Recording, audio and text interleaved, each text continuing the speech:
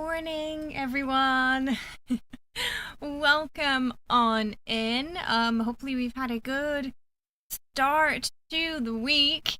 I had to stop and pause for a second there to think if it was the weekend or the week because I've completely lost track of time. Um, but I do believe it. I do believe it's Wednesday here. Oh, we are approaching the middle of June already. It is going fast. But hey, summer going fast, not a bad thing, at least for me, as I'm not a huge fan of summer, so the quicker it goes, the better.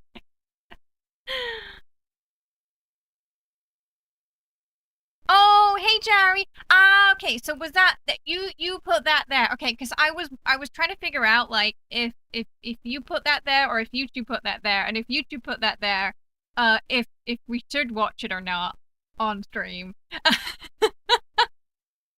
So I was just talking to yeah, just to be safe, right? So I was just talking to Sakura about it. Yeah, it's my fault for not checking before. I didn't think about that and my the inability I have to get around the age restriction for some reason.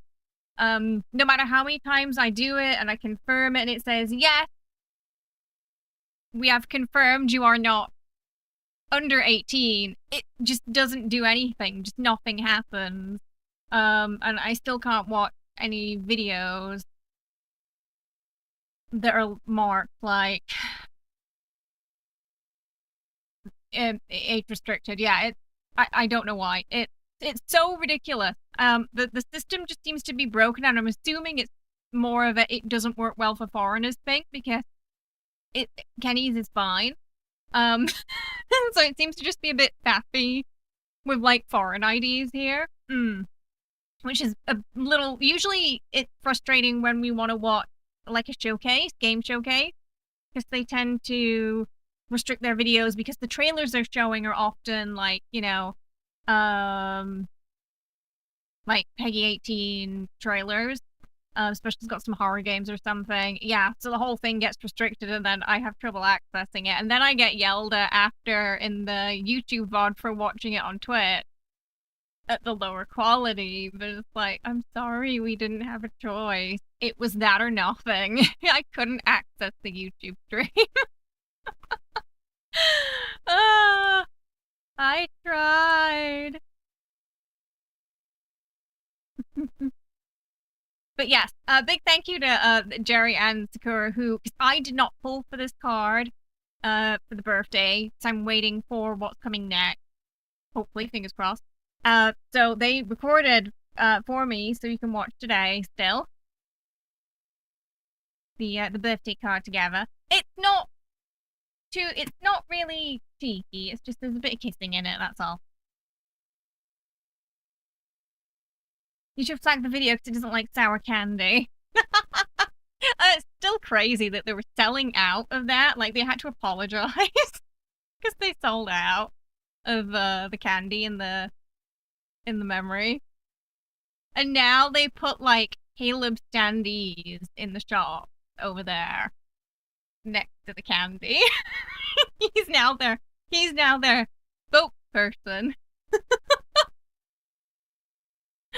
The lads, the power of lads is something else. It really is. The 1 year, it doesn't even happen once. It's like every other month it asks me, and it knows how old I am through me being a YouTube partner. So I don't get why I have to check it so often. It's because 90% of the time it doesn't work. Hey, I hope. Is it on fleek today? I don't have the steadiest hand for eyeliner. It is a bit trial and error.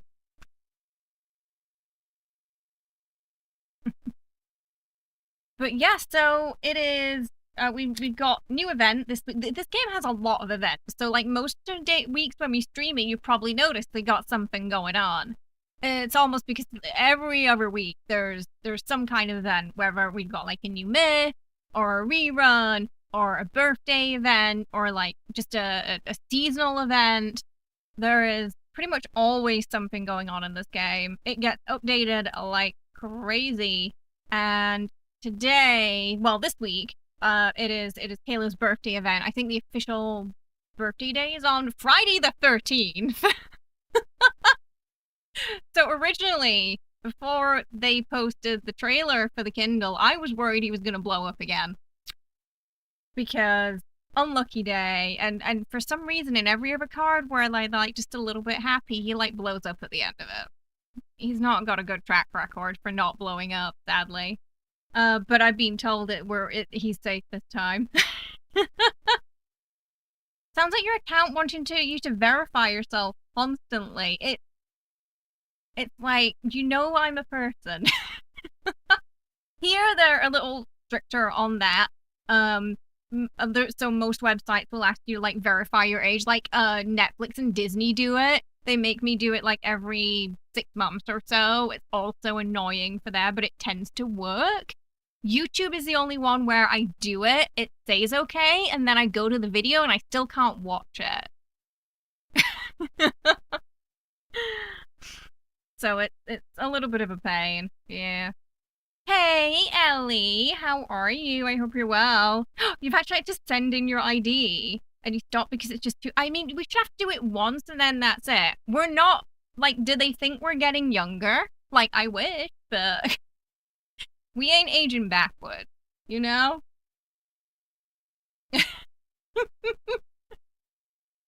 You would think the information we already provided would be enough to tell them, yeah, we are above the age of 18. Oh, it was a while ago. Oh, dear. Makes you feel young again for a second, and then the frustration kicks in because you're trying to do something but you can't because you got stuck in that verification loop. Oh.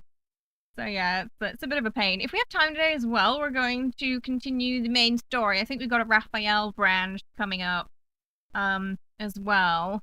And then hopefully, fingers crossed. I think we got a Raph and a Xavier branch, so then fingers crossed we can watch Caleb's branch next.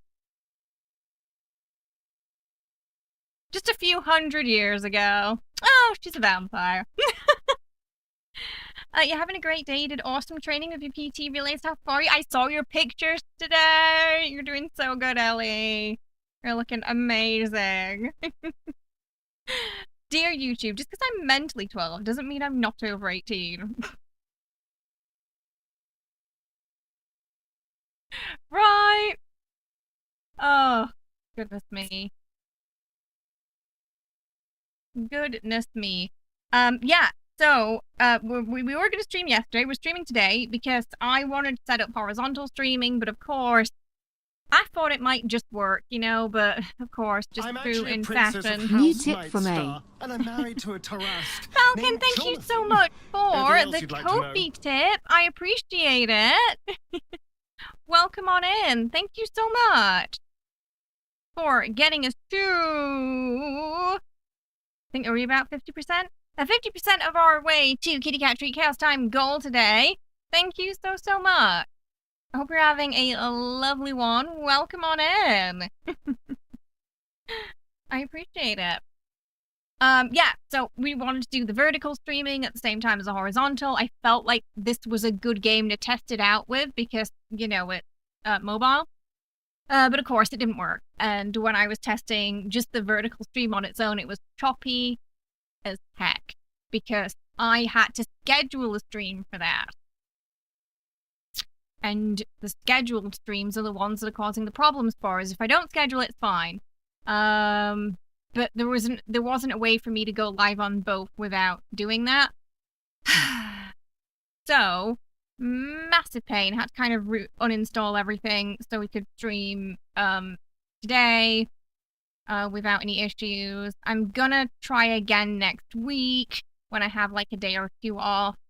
And probably just do like a full reinstall of OBS, because at this point I'm convinced it's something to do with OBS and YouTube not communicating well. I have friends who can do both just fine on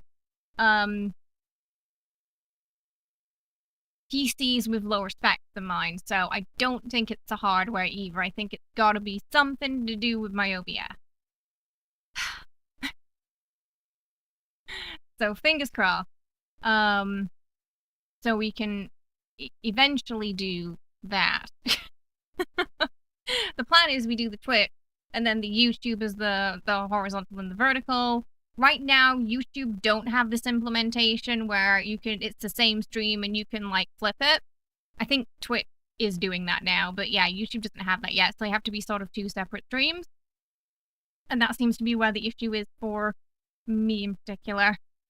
You don't look your age, maybe it's the AI doing the check, it's just scanning my VODs and determining I am somehow under 18. Oh, so that's why we're streaming today instead of yesterday. And yeah, but the reason I'm not going to mess with it again is because, you know, we should have a sponsored stream at some point this week, so I feel like it's better for us to do that first and then me mess with things, because I don't want to break things just before. I feel like that would, knowing my luck, it would break. So my plan is to just not touch it until after we finish that. Hey Cara, how are you? Hope you're doing well. Welcome.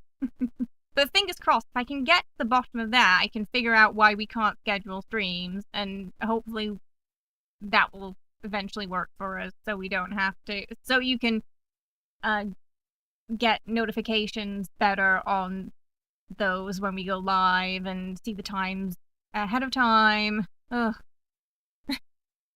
I understand that's also a bit of a pain. Us not being able to schedule them. So we shall see.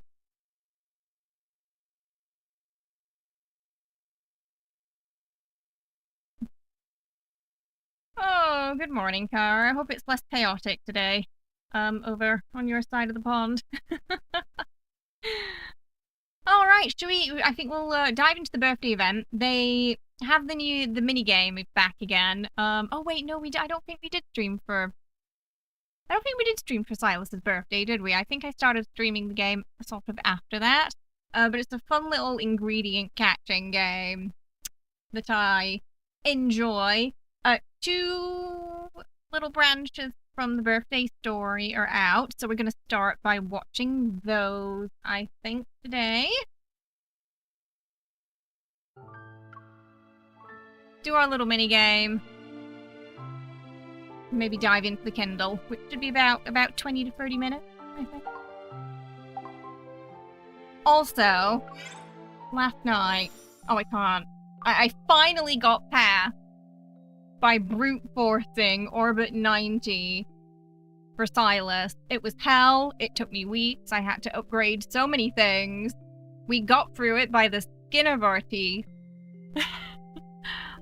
Don't think I can get past 100 until the myth rerun happens, honestly, after that. But good lord, it was awful.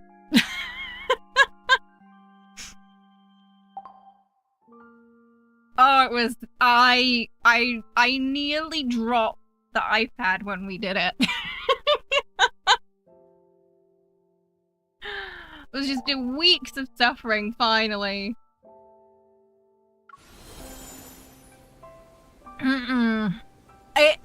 It was, brute force,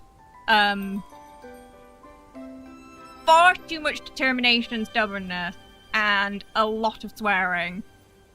Yeah, so what I had to do was, my first team, I used the myth to get through the green stage, because that was a bit of a doozy one. The problem with the first stage is I don't have enough green cards.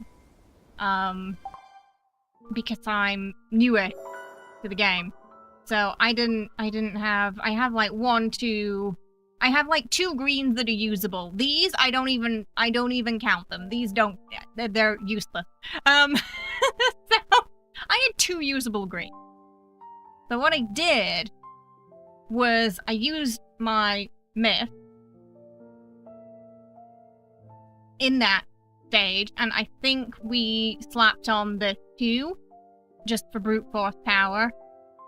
Could get through that pretty easily then. Second issue after that was getting through the second stage without a myth, any 5-star myth cards, and mostly 4 stars. So while the cards were matching, because it was all pink, it also was a massive pain because obviously these aren't as strong as the myth pair, and that round was clearly made for the pink myth pair. So it was a real struggle. My protocors are so right now too. I haven't got any like god rolls or anything. So I was like leveling up all my pink 4 stars. I awakened a couple of them. I'm just really trying to get as much attack damage as we possibly could. Just squeeze as much out there. Yeah, so usually when I'm brute forcing any of the levels, if there's a 3-star card but we can match it, I'll try it, and if it doesn't work, like our attack power's too low, take it out, and I'll slap this card in instead, even if we can't, get rid of the shield easily. And often that will work better. It will often work better. So I just slap on the most powerful cards that we don't need for the second round to just bring up the crit and attack as much, and then we brute force it and hope the best. So I'm probably gonna have to do that for Orbit 100 as well. So I think I might have been planning to use put something in there. I might have been planning to use I'm actually a princess of House Nightstar, and I'm married to a Tarask. What did I put in here? I haven't done it yet. Anything else you'd like to know? Cap2, thank you so much for the Ko-fi tip, getting us to 100% of our goal today, which means we will be doing Kitty Cat Street Chaos Time at the end of stream. Thank you so much. I appreciate it. No, I didn't put Caleb here. So my plan here is to do this when I get the second card, which really could be a year from now with how my wish has been. Yeah, not wish, my galaxy look has been. I'm only on 10 out of 30 shards for the other card. So yeah, I think my plan was to put the 2 blues there. But then I would still be 1 blue off. Because I have to use the yellow here. So this one we have to brute force because it's an evergreen nightmare. And okay, so here's the funny thing about Orbit 100 and Silas Orbit 90. It's the same fight. Or at least this is. Actually, the second part might be too. It's the same bloody fight. And getting stuck on both of them for a couple of weeks sent me insane. Because it's the same fight, but this one, it's 3 levels higher, I think. 3 or 4 levels higher, but it's literally the same fight.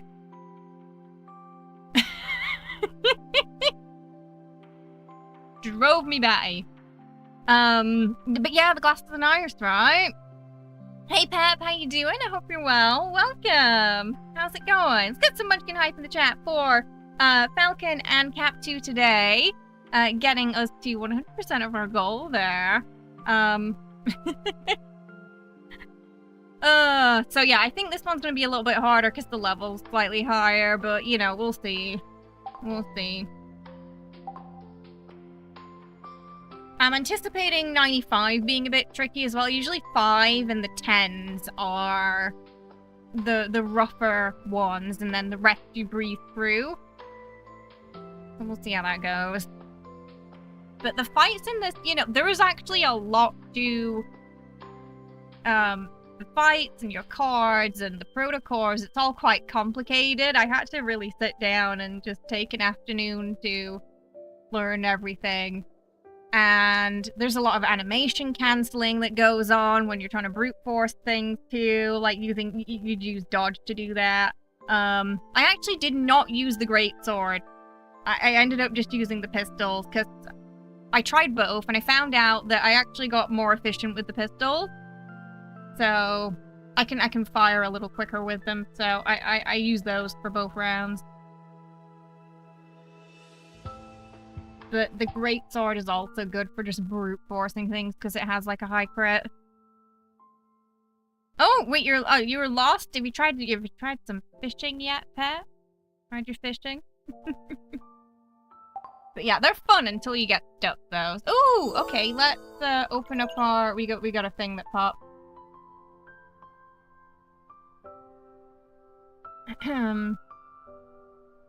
Should we just waiting for the rainbow? Probably doesn't help, but I feel like it helps, so I always wait for it to come around. I do have a bit better luck with silver getting the 4-star cards I want. But I think it's purely coincidental, honestly. Okay, it's another week where the game's like, here, just have all these Zane cards. I did a bunch yesterday in Radiant, and they were all Zane.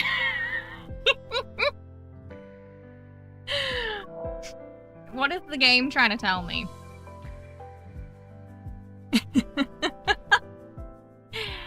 Unfortunately, he's not one of my backup fighters, though.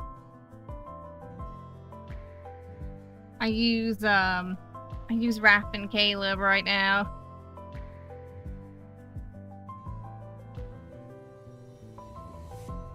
Okay, we'll do a quick one here.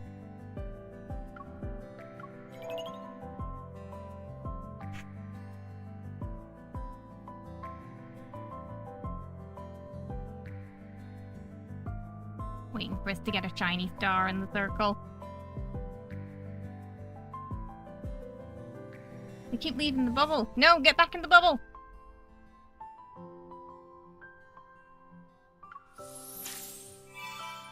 Another! Wait, oh no, it's Caleb. But I'm pretty sure...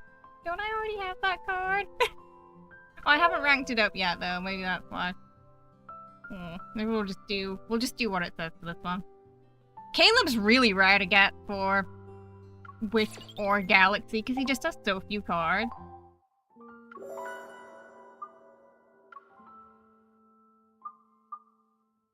What did it give me? Oh! Okay. Apparently, I thought I'd already had that one drop before, but I haven't. Okay. To the... Oh, it's to the... Wait, is that the 4-star? I think it's to the 4-star, isn't it? Yeah. Okay. Not terrible. I need one more for this. 2 more for Blood Knight. Though I need Blood Knight a little bit more than I need Wild, to be fair. And then I've got everything I can get. Outside of new events and stuff. You might try fishing later, you're not sure. A fishing beatdown? What do you mean? Okay. Let's start with the story for... so basically for the birthday events, they're really fun. You get a little mini game. You can write him a little card. You get blueprints to make a cake. And you unlock those through the mini game, and then you get to make a cake. And the cake making is pretty fun. You can throw it around, you can move things. It doesn't tell you item needs support, cannot be placed. It just kind of works. It can make things smaller or bigger.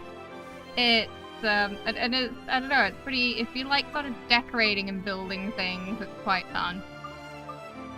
I've seen some really creative cake. Like, I saw for Silas's birthday, people made like a dragon out of gems and then a little kitten. People get really creative for these.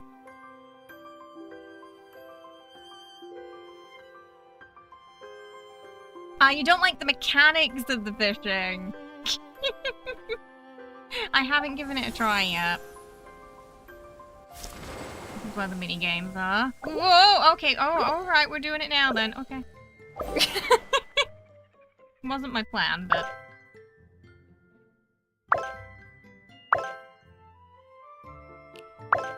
We want to avoid the rotten ones. Oh, they're going really fast today. So we pick up the ingredients so we can unlock the cake decoration.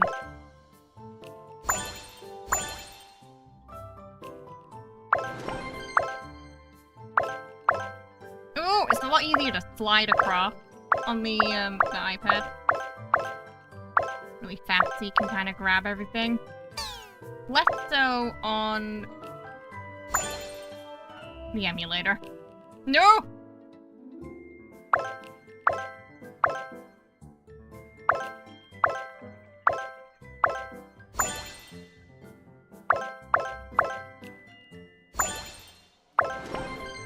Oh, now it's gonna rain. So you just have to play it basically until you fill it. I think we can fill it if we do it one more time.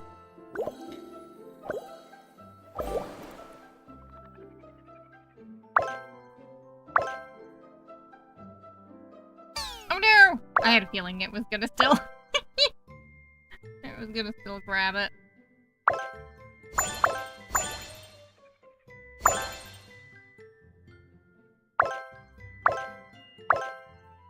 I want to try and set up my controller with the emulator at some point. It said it was possible. You've just got to kind of map it out.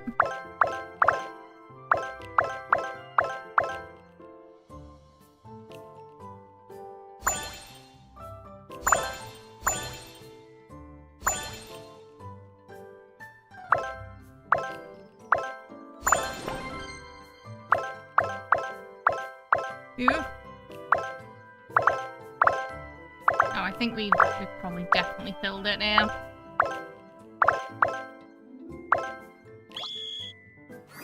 We got a lot. Yay, okay. That means we can unlock some more blueprint.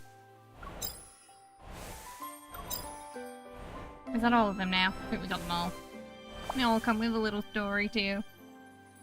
While browsing a model airplane store with Caleb, I realized that many of the models look strangely familiar. Isn't this model aircraft an FY-26? You recognize it even with a different paint job? Of course, it's hard. Oh, you like Caleb Cap2. He's a pilot, like you. Of course, it's hard not to when all you do is talk about planes your entire life. Besides, this was the aircraft you flew on your first test flight. Of course I know it inside out. Didn't I ask you to explain its design specifications and operation modes in detail? But you never asked about the other aircraft models I flew later, so I thought you'd lost interest. That's because you were always going on about how good it was to fly, so I started researching the specs online instead. That's why. In that case, feel free to ask me anything you want to know about planes from now on. I'll skip the explanations and give you the real experience instead. You'll get to feel it firsthand. This minigame works awful on your phone. It's weird it's the same as Silas's birthday, which worked fine. Oh, that's weird. Maybe try, like, repairing your game file? I've not noticed anything funky on the iPad, at least. So it could just be something a bit dodgy in the update, maybe?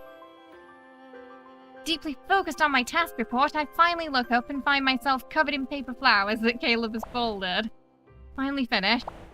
If I hadn't, I might have turned it into a flower bed. Can we say your hard work is flourishing? Shame. At least I finished my report. Someone, on the other hand, wasn't focused on their work at all. You're supposed to be reviewing the fleet's plans, but you haven't even started. Look up at these paper flowers. At least I completed something. Ah, I see. A procrastination king. You're so good at making excuses for slacking off, but I'm going to make sure you get some work done. Come on, pull up your work screen. Why do I feel like I'm being monitored by the fleet's AI assistant? Seeing him finally get to work, I snicker. Now it's my turn to cover Caleb with little flowers. You notice the difference between Raph and Silas's VD2 for the minigame? The controls got a little weird. Oh! That's weird. They must be tinkering with things each time, I guess, right? All I've got left to get now is gold. I already got everything. And I didn't even get the card this time. But the gold is nice. I'll take it. Okay. We got 2 birthday stories we can watch. They're like every other event, they sort of unlock throughout the week. A few days ago, Caleb suddenly asked me to meet up at the local photo studio.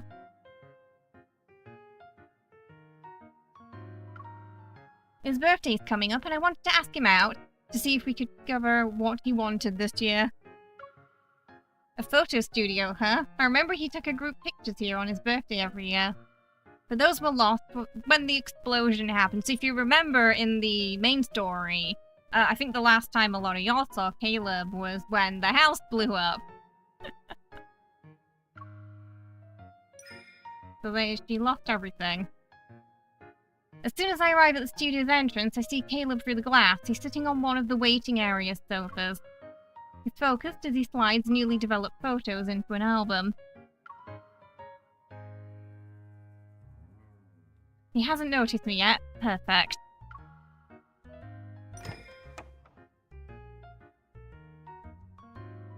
Holding my breath, I tiptoe towards Caleb and slowly reach for his shoulder. Looked like she tackled him. Gotcha. My plan to sneak up on him backfired. I pout before looking at the albums in his arms. He does have a I sixth found some old sense, birthday yeah. photos backed up on my cloud storage a while back. I figured it wouldn't hurt to print them. What was it? In that secret time about, was it him and the was it the shower gel that she owned? I'm just saying, it's familiar with the smell. If you haven't listened to that one yet, Ellie, you're in for a treat. It's wild. Okay, did you- wait, what? Did I see what? What is it?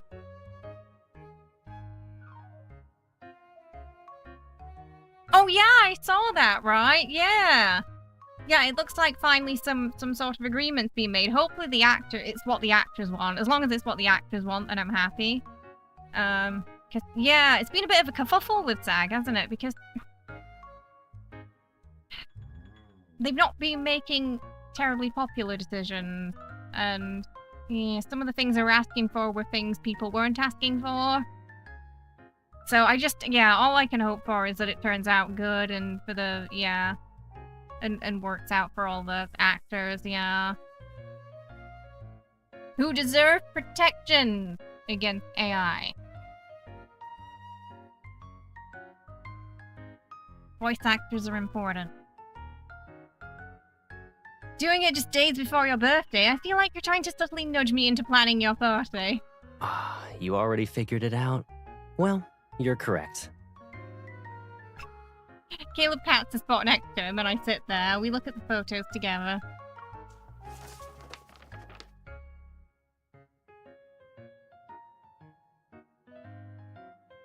On the first page, Caleb is still a kid with a chubby face.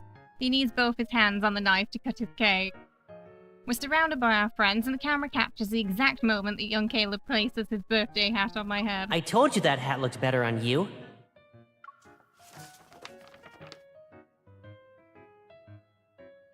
I need to see, like, the photo of them together when they were young and she's got the little hat on. A few pages later, Caleb and I are wearing our school uniforms. He's a head taller than me here. As usual, the birthday hat is on my head and Caleb is being pulled away by his friends who are holding basketballs. You guys can play without me. I'm heading out with her. No.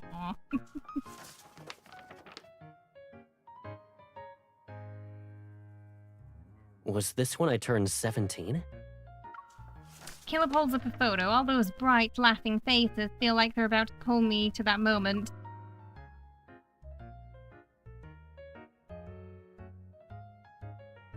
Caleb, stop hovering around her and get over here! We need a fourth player for this board game. They were always trying to just pry him away from her. We're borrowing Caleb for a bit. We'll bring him back when he loses. In the photo, people are gathered around a table to watch Caleb play. I, on the other hand, stand on my tiptoes on the edge of the group. I'm trying to get a peek.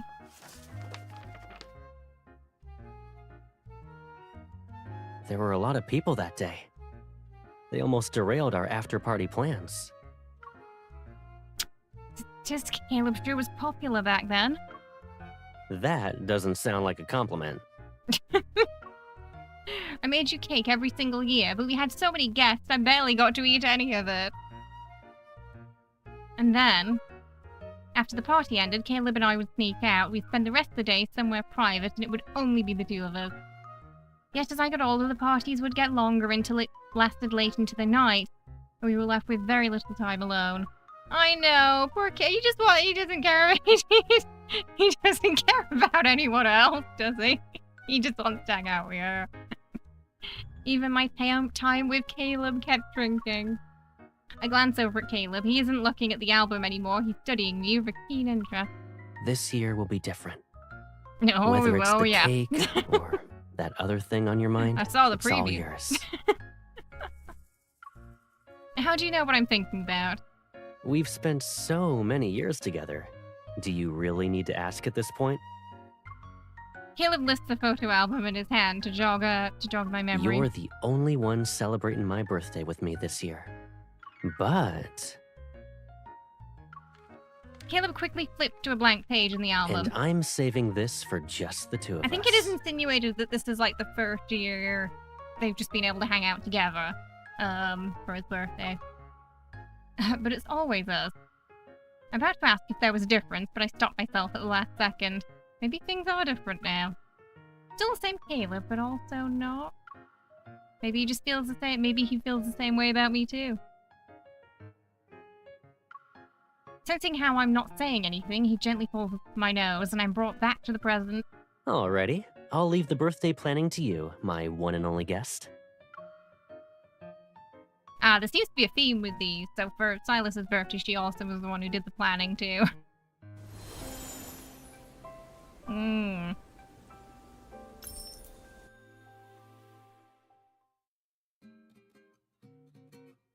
Various ideas come to mind for Caleb's birthday. Our paths are so deeply intertwined that if either of us were removed, the memories wouldn't be complete. And here in the present, I secretly want our lives to remain like that. But after all that we've been through, what can I give to Caleb? And what does Caleb want from me? Welcome home! I walk into the living room and immediately run into Caleb, still wearing his workout clothes. He just finished exercising. Very see-through. Why didn't you let me know you were visiting? I didn't get a chance to prepare. Despite saying that, Caleb takes 2 bottles of water from the fridge and tosses one my way. My unexpected visit will allow me to see what your daily routine is really like. If I warned you, you might change things around. Is this related to how you'll plan my birthday? What's next? Something that's like a grade school assignment? Here's my Caleb observation journal. I mean, to be fair, they do match each other's freak, so he probably does have something like that.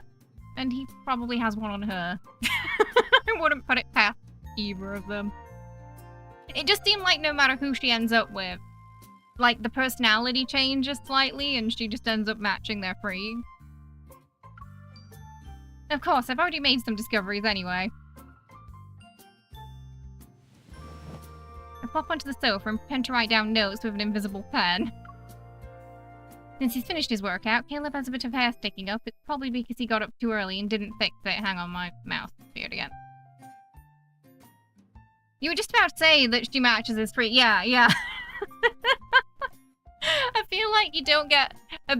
It comes out more in the cards than it does in the main story, but yeah, she's... Like, there is this one day where she, like, kisses him on the cheek or something to make the other girls back off. And then the card with, is it his myth, where she injects herself with that stuff? That tip thingy they were giving, the fleet soldiers.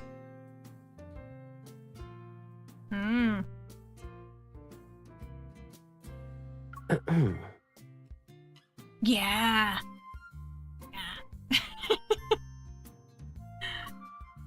Caleb heads to the bathroom, and when he comes back, his hair's been smoothed down. Cross that out from your notes. Keeping it in.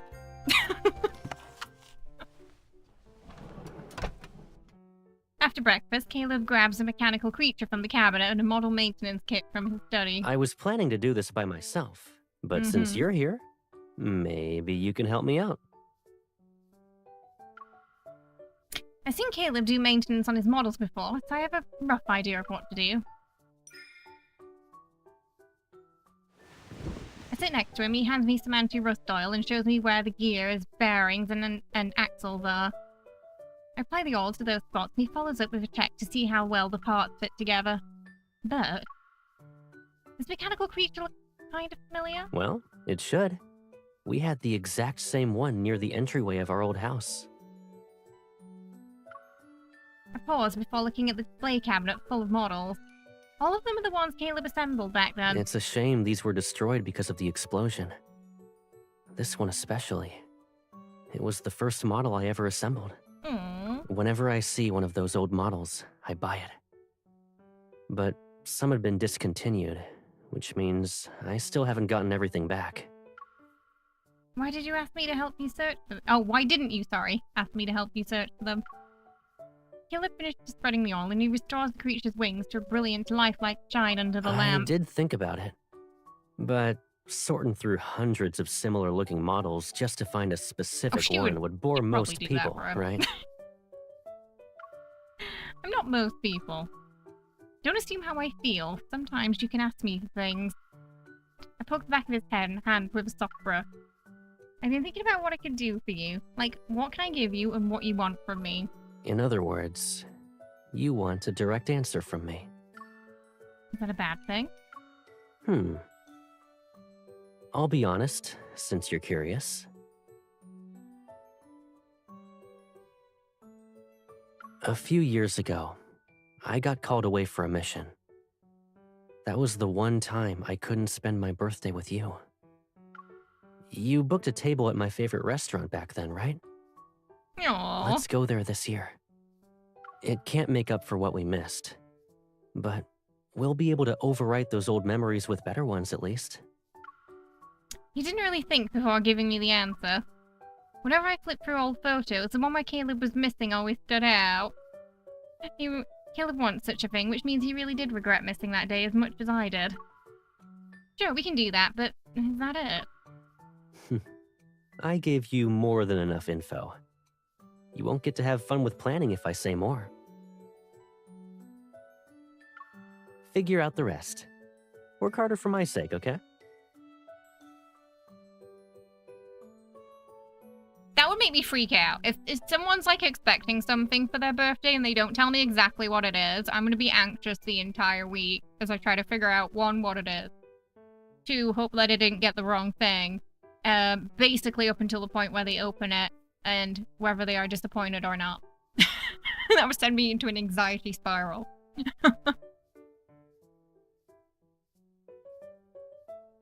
Smiling, he flicks my forehead. After all, I want more of you in my everyday life. It's so demanding.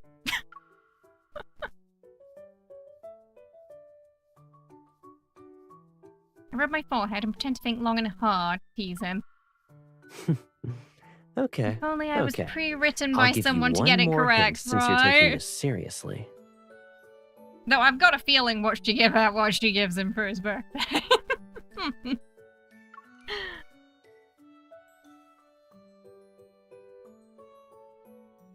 He pulls out his phone and starts typing. In less than a minute, a text pops up on my phone screen. Hello, Mr. Caleb has successfully booked a Cloud Piercer ride for you. We look forward to your visit. Let's fly. Ooh. He lowers his head slightly and looks into my eyes. Once we're in the sky, you'll understand.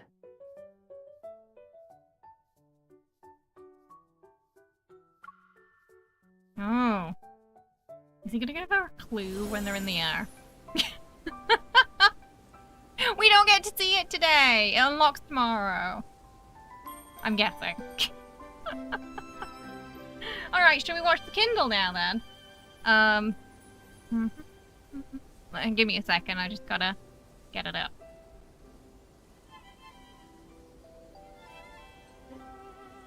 We're gonna watch his birthday card. So every birthday event, you get the event, the story event, but then you also get a card, too. A 5-star memory. Usually they're smooching. In the card. This one seemed a little bit like Caleb's nightly rendezvous. I don't think he was in the game when they did that.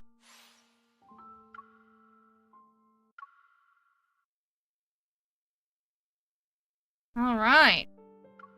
Thank you to Jerry for recording this so we can watch it. Oh, it's in 4K too. Oh, it slots very nicely with my background there.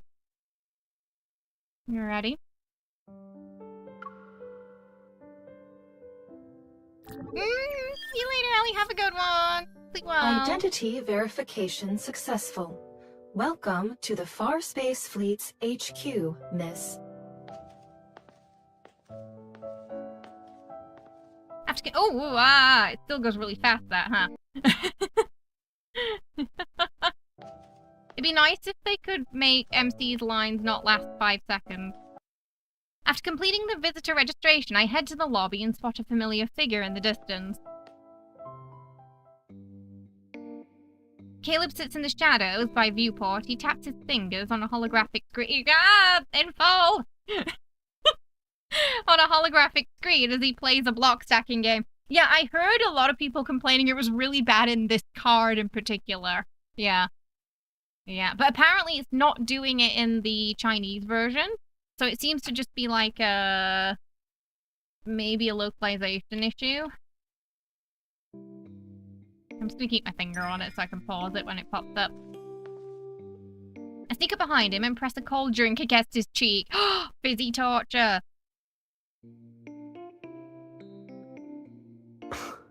So that's your first birthday surprise for me. Thanks. Even if you don't like it, you can't return it or refund it for that matter. I like it as is. It's just... oh, you know. Someone celebrated my birthday by showing up with 2 cups of coffee. Wait, is he disappointed that she brought him coffee? So where are my cake and presents? You didn't forget those, right? They're at the restaurant. They're just waiting for you to get off work. Besides, I didn't bring anything, so I could hug you better. Smiling, he shrugs and opens his arms. I quickly step forward and wrap my arms around his waist.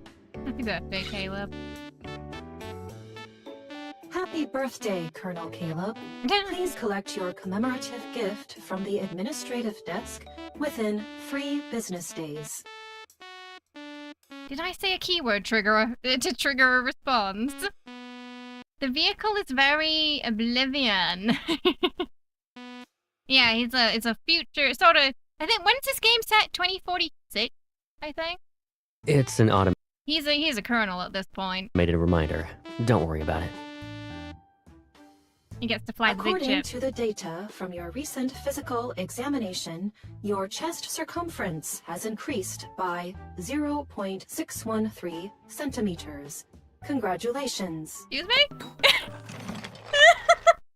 Caleb taps the display and drags the AI assistant into the room. I think it got infected with a virus. He's been doing that. I must improve my butt exercise. Apparently someone checked, and in some of the models it did actually, like, it's different. Let's go. There's no point in wasting the rest of our day here. I quicken my pace to catch up with him, but I can't help but steal a glance at his chest. It does look like he's getting more muscle mass. Eyes on the road.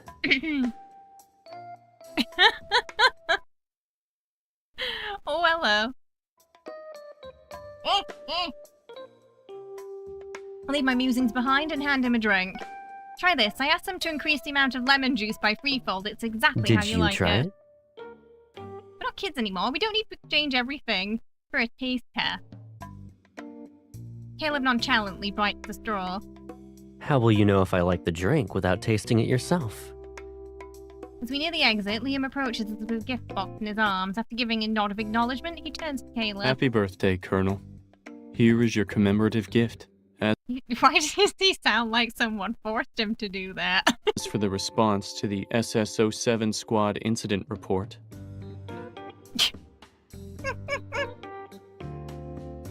10 minutes pass, only when Caleb looks irritated does Liam finally conclude his report and leave. Is your shift officially ended, I've been Colonel? temporarily released from my duties for 18 hours. Someone forget poor Liam's birthday. You made it sound like working for the fleet is the equivalent of being Not in prison. really. Prisoners can get their sentences reduced. Kind of. These fleet problems just keep piling up, and there's no end in sight. At least Liam wished you a happy birthday before getting into work-related stuff. Huh. I'll be sure to apologize before ignoring his reports next time.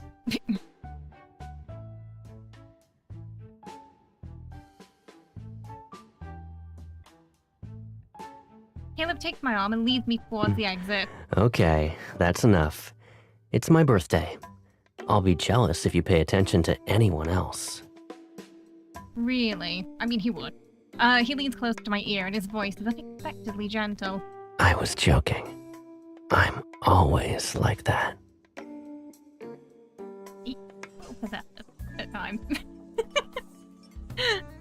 But when you read a story, you understand why. As per Caleb's request a few days ago, we're having his birthday dinner at the restaurant he used to frequent during his college days. The restaurant's manager hands over the seasonal menu before stealing another glance at Oh, it's Caleb. you. It's been a while since I saw your friends around here. Xavier jealous. Xavier, who is jealous of his own, of MC liking Lumiere, who is also himself. Yeah, that's Xavier. Poor guy. Oh, you know the manager? I wasn't aware you knew him. I didn't see you last time. A couple of years ago, your buddies had a huge birthday celebration here. You couldn't make it that day, so your friends recorded a video message. They even used our equipment to create a life-sized hologram of you. Oh yeah, that was a thing. Caleb taps the menu in my hand. There's a knowing smile on his face. What a creative idea. I bet you had something to do with it. I was just going along with everyone else back then. I didn't come up with it. Yeah, sure.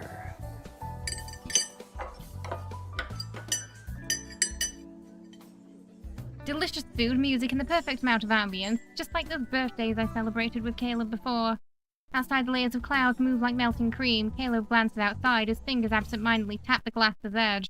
Even the, betweeny bits are super fast. I'm curious about the kind of aren't cake they? you picked out for me back then. How are you so sure that I was the one who picked it? We idly chat while waiting for our food to arrive. How many birthdays did we celebrate like this? Under the table, I quietly pushed the hidden cake box closer to my leg. Okay, it was me. The cake is in position. I discreetly glance at the light control app on my phone. Everything's ready. I look up and smile.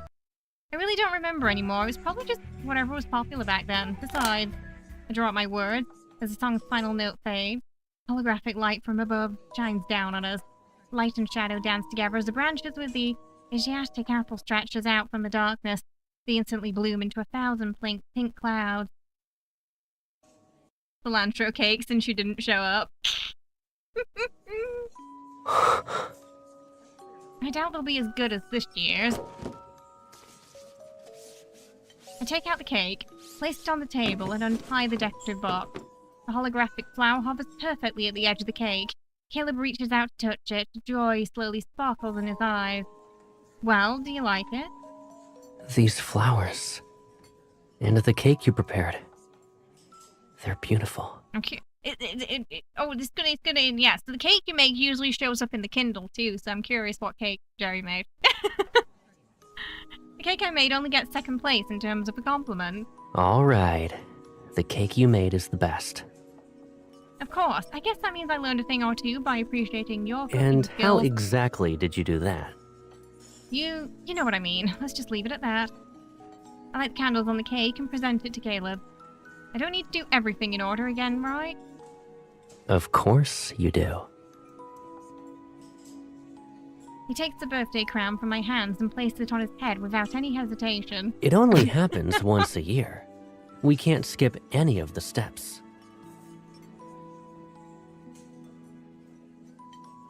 After blowing out the candles, he takes the cake knife I offer him, but hesitates to make a first cut. You kept your eyes closed until the candles were almost out. Do you have a super long list of wishes this year? It's something like that, yeah? Okay, I'll tell you. I'm happy that I finally get to enjoy the cake you made for me without having to share it. I mean, he's not going to give us any. He speaks nonchalantly, yet there's a hint of nostalgia in his smile. You're right, you don't usually hoard the entire cake to yourself. I pulled up the photo Gideon sent me at noon and slide my phone next to Caleb's plate. Gideon and the others are having dinner today. They said this day's always been a celebration for them. Even though you couldn't make it, they didn't want you to feel too somber, so they got themselves an extra large cake. They even made a 360-degree video. You want to see it? With an amused smile, he shakes his head, then pulls out his phone to take a picture of the small cake I made. It's okay. I'll just send a picture to him later. I'll tell him this cake alone is better than the 360 they made combined.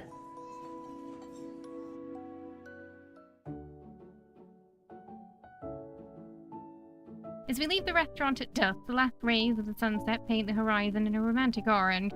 It's that fleeting moment between night and day, and everything seems enveloped in a dreamlike state.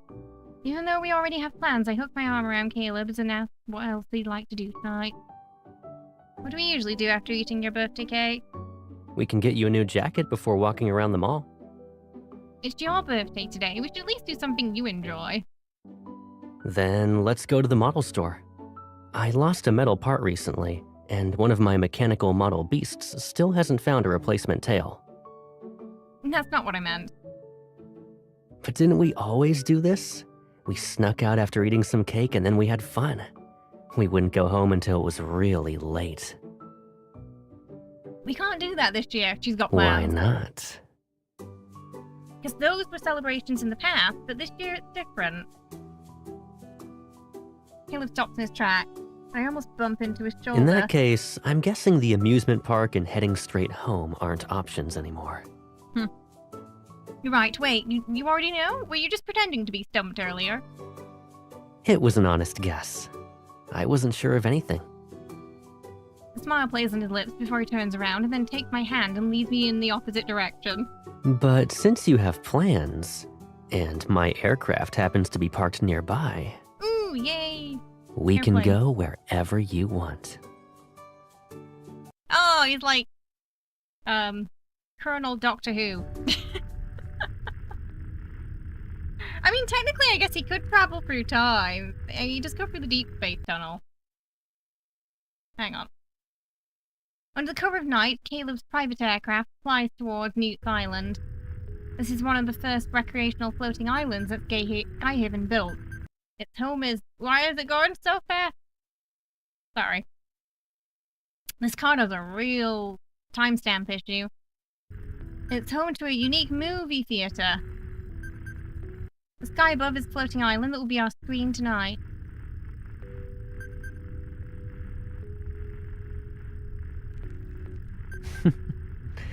So that's why you asked me what movies I wanted to watch the other day.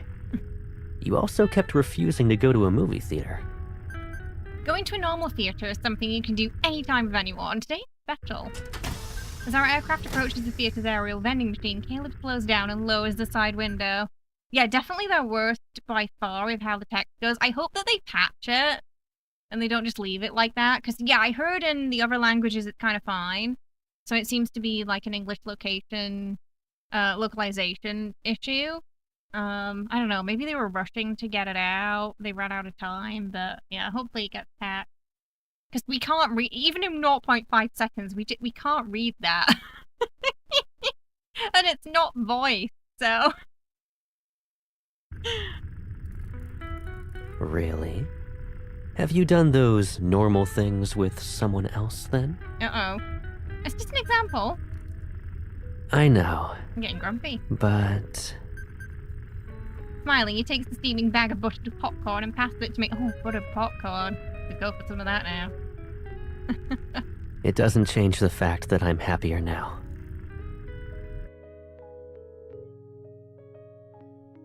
The movie starts in 10 minutes, and because this is a special screening, our aircraft is the only one in the area. We hover in the designated premium viewing zone as the angled window above us becomes more transparent. I found our old middle school newspaper the other day. That's how I learned about your dream of projecting movies in the sky. This is the only birthday wish we have records of for Caleb, and it's unexpectedly creative. I just said that to get through the interview. I didn't really think about it too much at the time. Well, don't tell her that! She spent time on this. Just lie. Just lie and tell her, yeah. Thank you.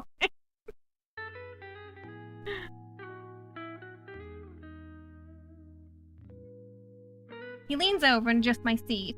Now it's at the perfect angle to watch If I had the known movie. you'd make it come true today, I would have wished for something less ambitious.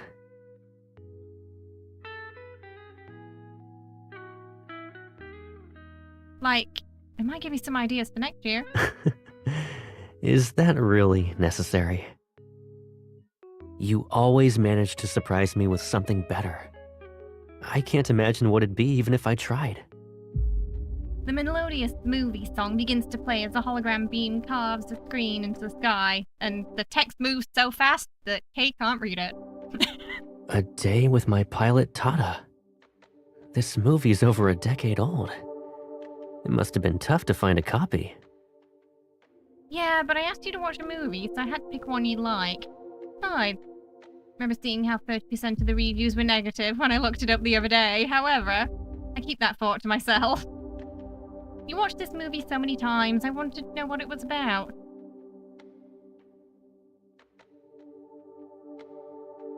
It's a very, very long story where repetitive scenes are paired with cryptic background music, and it's enough to make anyone drowsy. For most of the movie, Tata just bounces around the town with her rubbery limbs and plays with her friends. Tata hasn't flown their plane yet. Yeah, it's part of the My Pilot series. But it's not exactly an exciting adventure. After many flights and adventures, Tata returns to their hometown to enjoy a peaceful, heartwarming day. A simple slice of everyday life. It sounds kind of boring when I say it like that. I can understand why you like that, yeah. You know, I wonder why I watched it so many times. Because he remembers everything that happened in the lab, right? Unlike her. The screen glow illuminates his profile as his smile becomes more visible. I decided to become a pilot early on in life. I just thought that the if I could freedom of fly, flying. I could go anywhere in the world. Poor guy. Yeah, and then all the stuff they're doing to him in the fleet, too. Oh, he got it rough. But after taking And then all the times he keeps blowing up. geography classes, I realized that the world was actually an abstract concept. His gaze is still on the sky, but the faraway look in his eyes moves past the projection glow to seek a more Beyond distant every place. city lies another city. And above the sky is the cosmos. It's just like Tata's Really? adventures.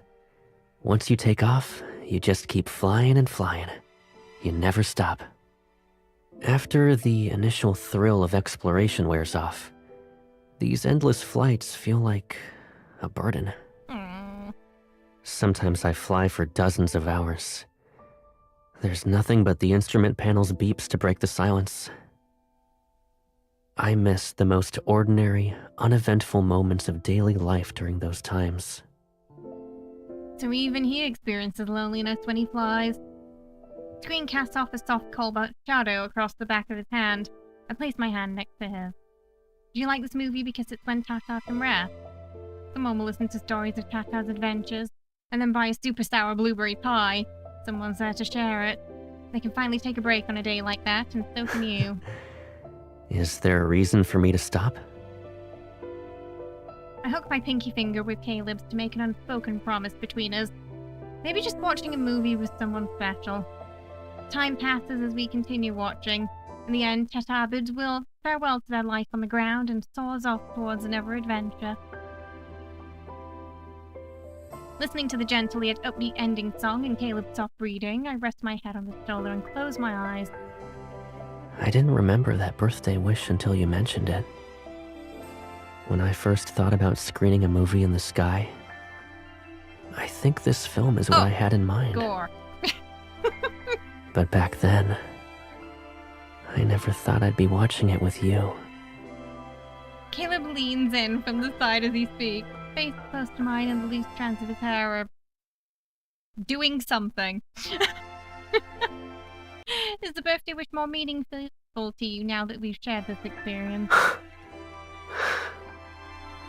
Still waiting, I keep my eyes closed. All I can hear is his heartbeat growing louder. It drowns out everything else. Have we seen their first kiss yet? I don't think we have, right?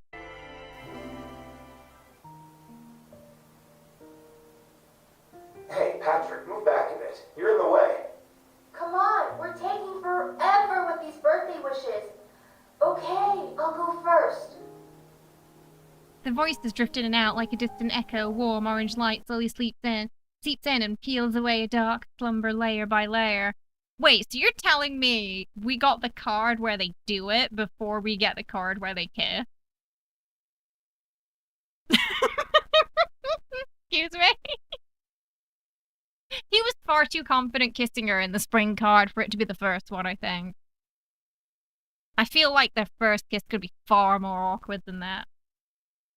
Wait, what? Wait, excuse me? Wait, excuse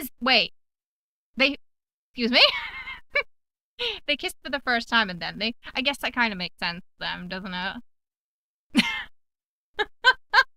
I guess it makes sense for them. now that I think about all the pent up tension, yeah.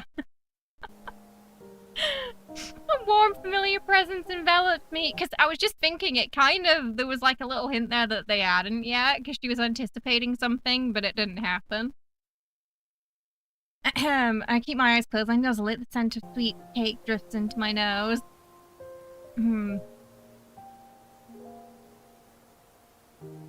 Dazed, I open my eyes and realize someone's been holding my hand. I look up. He's sitting against the edge of the sofa. He rests his chin in his hand and watches the lit projection screen. The light softens his profile. As my memory gradually returns, I sit up and lean in from behind. I rest my chin on his shoulder. You were sleeping so soundly, and I didn't want to wake you. But then I found this. We both look at the screen. As the camera pans, it reveals several faces, those of the younger versions of now seemingly unfamiliar people. The birthday video that Caleb's friends and I recorded several years ago. Actually, Gideon sent this to me a few days ago. But I wasn't sure if I should show you. There's no need to hide it from me. It must have been from when I was on a mission and couldn't make it to dinner. We thought we should record a short video for you instead, so we made something. But after we recorded it, that was it. No one remembered... No one remembered what? No one remembered to actually send it to you. Yeah, to be fair, they have been yearning for quite... I feel like out of all her relationships with Elise, yeah. Yeah, I guess it makes sense for Caleb for them to get all the firsts out of the way in one day. Happy birthday! May your journeys always bring you home safe and sound. Happy birthday! I hope you'll stay healthy, and may all your wishes come true. Happy birthday! I hope you'll always make it home on time. That's surprisingly practical. Then me in the video approaches the camera to stop the recording, and then that person seems to have remembered something and leans in to whisper, "This is the first birthday we're celebrating apart. To be honest, I missed you." Aww. I hope your mission goes well. Stay safe. Come home soon, and...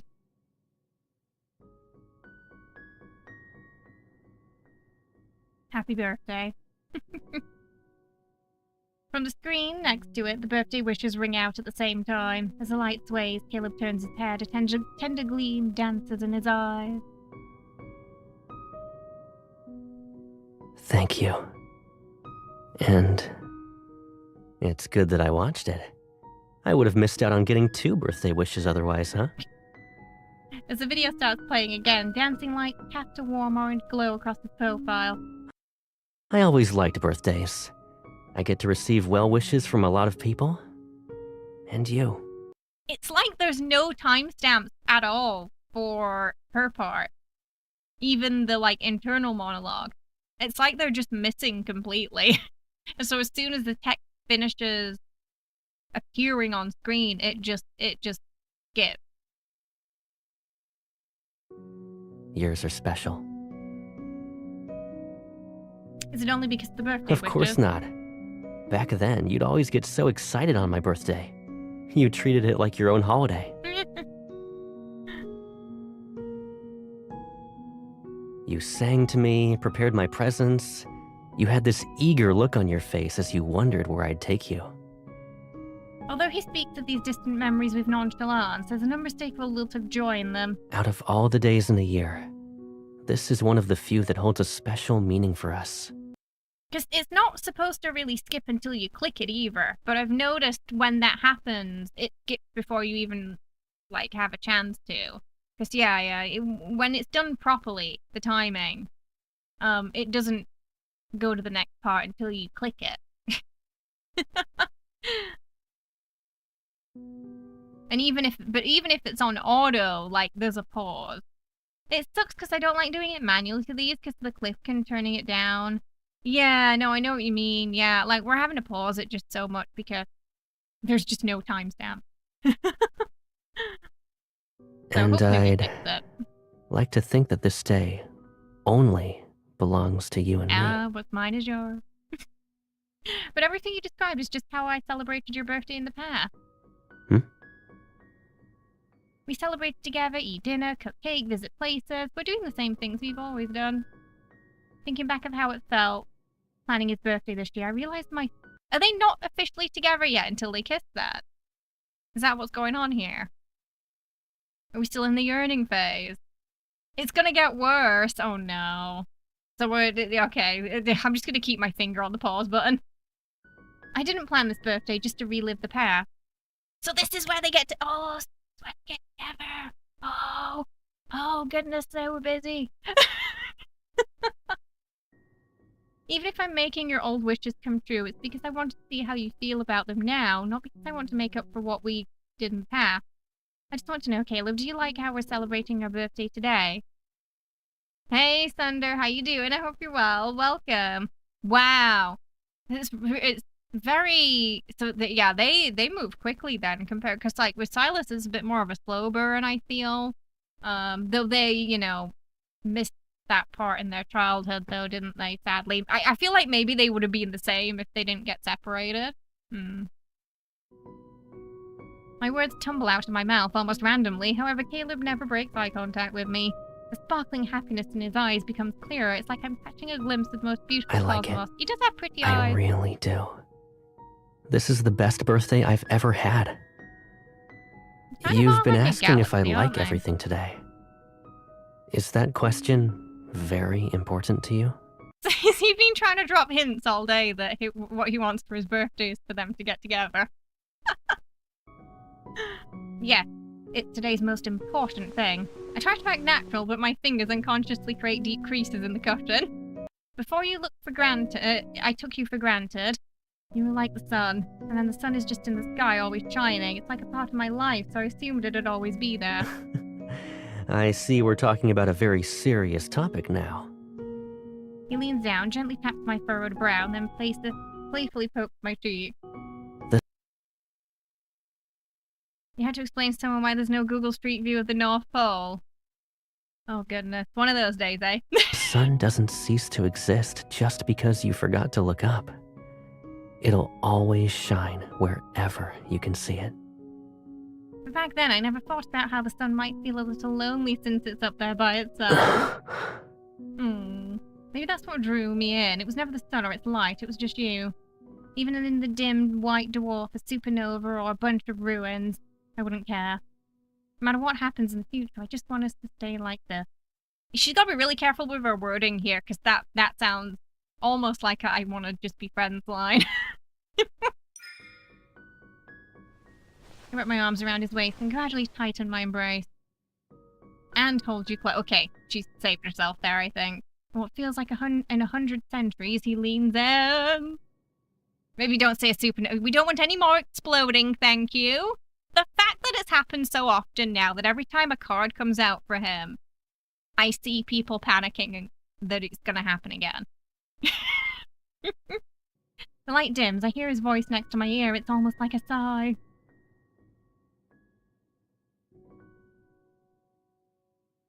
It's just a constant worry.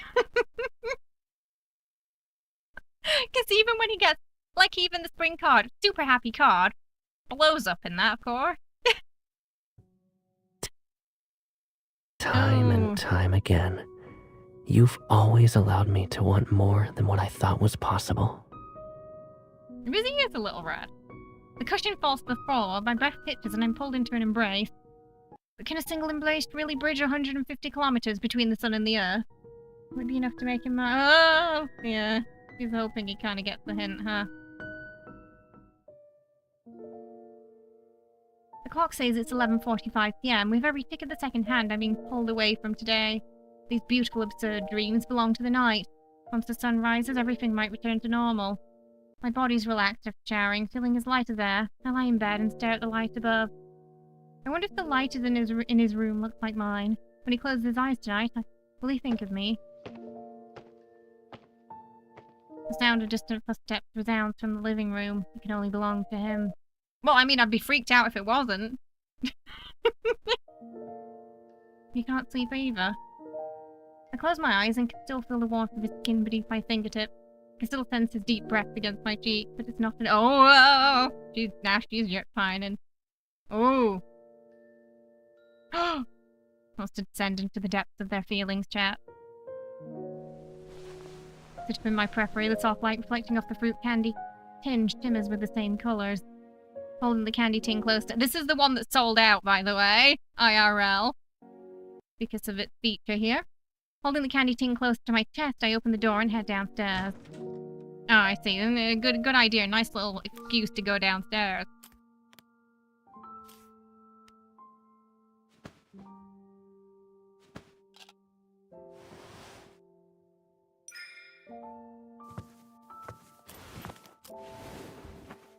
Is this the post-credit scene?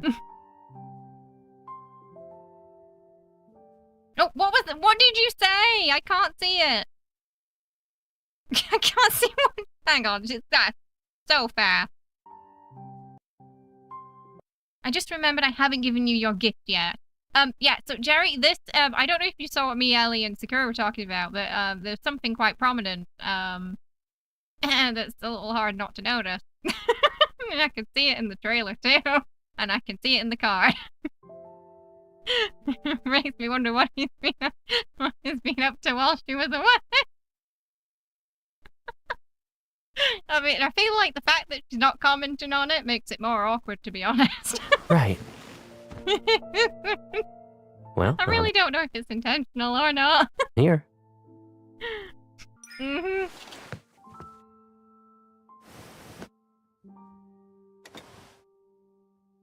Now that you have your present, I should go to bed. maybe then she's... You think she glanced down and was like, oh, shit.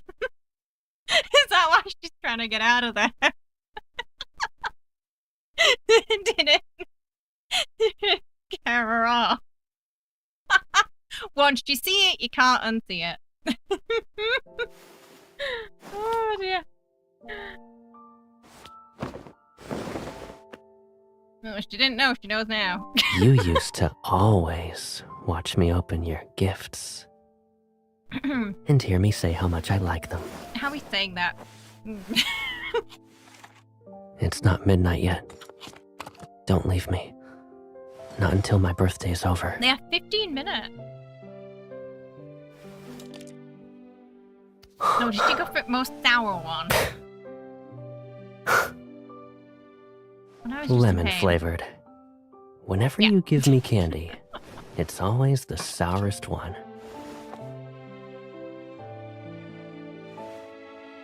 Don't you like sour things? I think I'll look forward to more changes after we celebrate this birthday.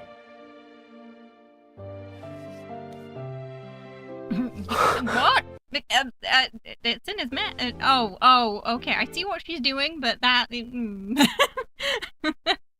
Not for me, that. Not for me.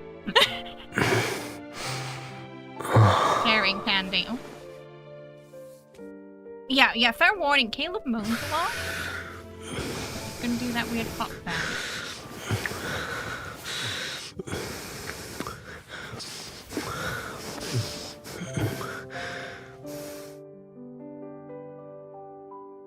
Oh, okay. Oh, they just, yeah. Diving straight in, I see. I know that's not your gift. Excuse me?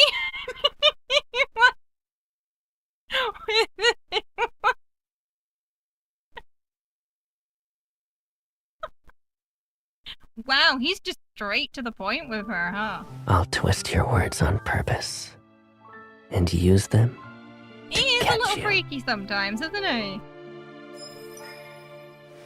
The cute face is just for show. What did she say? I can't see what she said. But I'm assuming it was equally freaky. Where are we?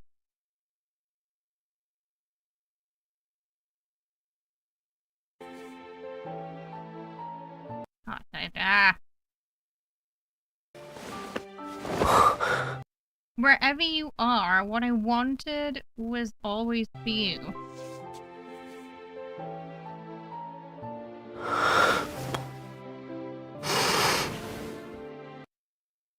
To be drawn to me with the weakest gravitational pull.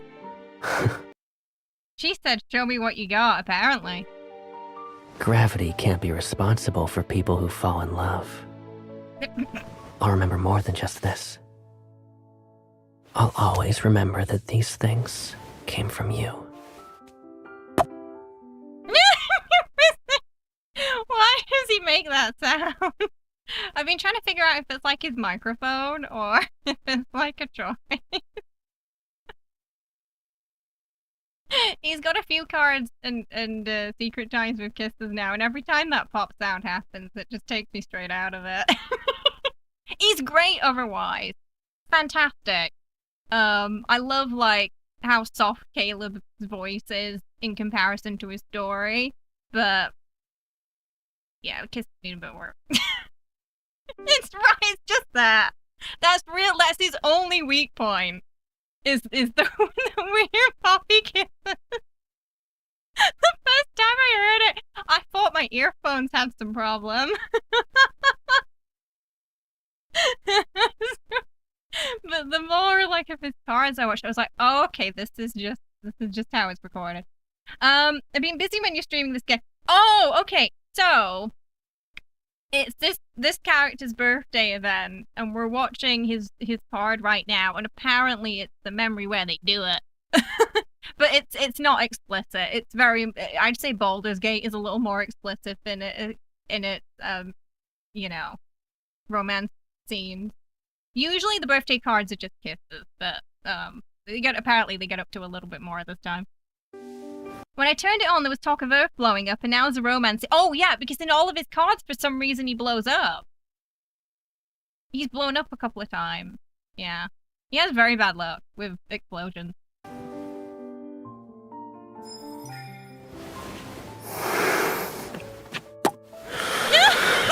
There it is again!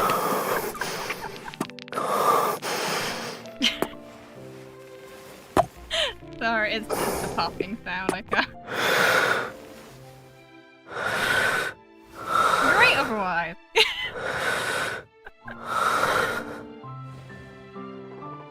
Be funny if she just stopped sort of mid-kiss and was like, could you know that noise? Could we... could you stop?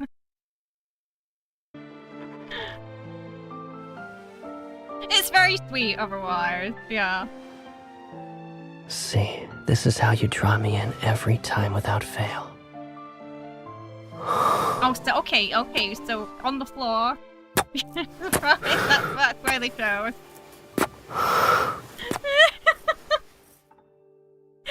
Oh, they gotta talk to him about that. Just politely pull him aside one day and be like, okay, so we love you and you're fantastic, but we gotta work on the kissing noise. What's that meme? On the floor, on the table, the kitchen sink. Against the window. I feel like that's where they're headed. Oh, no. Well, I mean, it's not for children. It's not a game for children. It's a game for, you know... It is a game for adults, but it's not adult in nature, if that makes sense. Like, it's not a, like, 19-rated game. Something about kisses.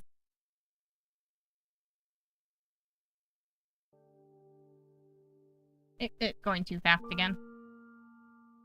My vision dims as his burning kisses claim me again and again. They're insatiable as a black hole. So this is what happens. So it kind of like cuts. Like you gotta like fade to black whenever there's a romantic scene. That's a bit more than kissing. You got Persona-vied, but you've never played those games. But you know about the increasing status with... Oh, yeah. It's one of those games where you have, like, infinity status with your companions. Yeah, and there's 5 at the moment.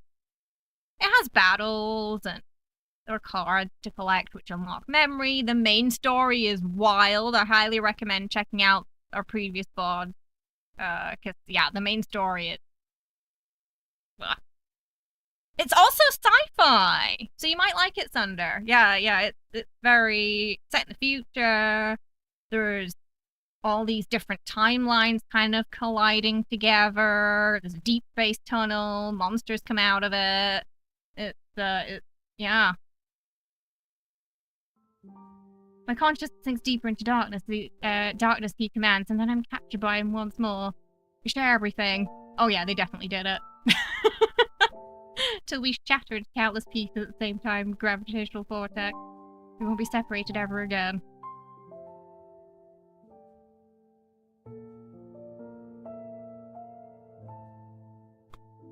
Soft rustling of sheer curtains against the window frame reaches my ear. A long time has passed, now lingering. Hang on, I saw how far the window was from where they were on the floor. Someone had did a widescreen shot of that scene. That's at least a couple of meters away. Well, they were really rolling around, huh? Hey, Lester, how you doing? Yeah, time travel, monsters, science fiction. One of the characters is a dragon, another one's a time traveler. Caleb's a space fleet pilot. We've got Zane's kind of cursed by a god. Yeah, there's all sorts going on. The sun's coming out too. So we're talking a good 6 hours. 5 to 6 hours. That's some stamina. That's impressive. A mermaid, yeah, we got a mermaid too. If you could stop, the only thing ruining this card is it going so fast. The soft rustling of the, I gently push back against his chest. He chuckles as he props himself up and then pulls me into his arms as we lie down. As a breeze slips through the gaps of the balcony, floor, ceiling, window, the glass reflects our figures that are outlined in a soft glow. In the gentle light between night and day, I lean against him and trace the figures on the glass. My fingertips damp from the condensation. Oh, they had a Titanic moment, you know, when they're in the car. The window gets all foggy. I feel like whoever wrote this would be watching a bit of Titanic. Yeah, Dark Gods too. Yeah, we don't really know the full extent of the god Astra's involvement right now, but we do think that she's using Zane somehow to try and kill the main character, who may be the embodiment of the universe itself. So, because she's immortal, and has the power to blow up a planet, it turns out. So every time she dies, she's reborn. But reborn is like it seems like she reverts back into being a baby, so she doesn't remember her past, but the other characters remember their past with her and their past lives. Yeah, the last story update in particular was a massive lore trip. Oh yeah, so yeah, Caleb has a augmented robotic arm. I can show you after this. because he lost at least part of his arm in an explosion. I don't know how much of his arm is left, but yeah, he has like a future sort of cyborg / android myth card with her. Yeah, honestly, I feel like even if you don't want to play, I highly recommend checking out the story because it's so interesting. Yeah, he has that microchip in him, doesn't he? Yeah, and the fleet and the mechanical arm that's a super weapon. Yeah, it looks like the whole arm was replaced, doesn't it? You know, at first I wondered why he always like did this in his poses when he was talking, and I realized it's because that's his proper arm. He doesn't do that with the mechanical side. It's always with the real arm. So I kind of like, I guess, it's a tiny little thing. It's a tiny little detail. There's so many games you played just for the story. Yeah, like, I'm usually not interested. You know, I've never really played, like, a dating game before. They usually don't really interest me. But this one has, like, a wild story. The battles are really fun. I really like the gameplay. It has great mini games whenever there's an event. The downside is it's gacha, so you have to pull for memories. But the main story, it's all free. The writing is incredible. I've really enjoyed all the myths so far. There's been some really great audio dramas in it as well. Yeah. I mean, the last story update alone, just mind-blowing. What a ride. It took us like 7 hours to get through it, and that was all free content. Just insane. 76 is broken right now. Oh no! Anyway. It feels like a dream. His gaze finds me in our reflections that are obscured in my hazy light. You dreamed about me before?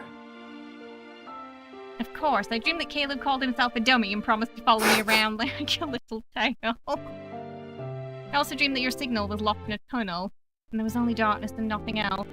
And then I couldn't find you anymore. Why would you ruin the happy moment with that? That's empty. Oh, why is the sound going all? That might be my headphones, actually. That day will never happen. His warm palm covers my hands. The touch is gentle and comforting. Losing signal? Oh, funnily enough, the Warframe. Funny enough about Warframe, Thunder. The Warframe, is it the creative director, Sakura? Massive fan of this game. And they based their companion affinity system on Love and Deepspace. They like it so much to the point where, yeah, Ben Starr came out wearing a Silas Girl dinner shirt. and Ben Starr wants to be the next love interest, he said. He said he wants them to hire him to voice the next one that's coming out. Because he wants to play a boy, not a door. Not being able to see what's around me? None of that matters. My flight path is in your hands, and I already know my destination before I take off. Aww. There's only one place I want to reach. It doesn't matter what obstacles stand in my way. His cheeks are all fluff. He lifts my hands and places Its coordinates places a gentle have been kiss. recorded here a long time ago. I rest my hand at his shoulders and nuzzle against him. My lingering anxiety seems to be gently caught in an invisible net. I like the music they picked for the sort of aftermath as well. Very cute. A long, comfortable silence settles between us. He turns his head and presses his cheek against mine. I didn't make a wish before blowing out the candles at the restaurant. I think you already got everything you want. You had your eyes closed for so long, but you didn't make a single wish. He probably wished that they could go at it for 5 hours. It's the only way he could have gotten that stamina. Although I'm perplexed, I grab the cupcake from the kitchen, light its candle in return, sit beside him. Would you like me to sing happy birthday No, again? it's okay. Just do you have the energy? I already know what I want to wish for. I mean, the man works out, but, 5 hours, that's a long time. With soft candlelight as our witness, he He holds my hand and slightly leans in. I can almost see my reflection in his eyes. I smile and my grin matches his own. Be careful, because, you know, the last time someone made a wish, the Goblin King came and took a child. I wish we'll always fly under the same sky and be in each other's lives. And that's the safe way. And I'll wish that every year. You think he did too? And his wish was granted. I'll follow these coordinates on this day. As I venture through the darkness. All because they'll lead me back to you. Aww. That's a nice ending with the candle blowing out. I like how they kind of forgot about the cake because they were just, you know, so busy going at it. That was sweet.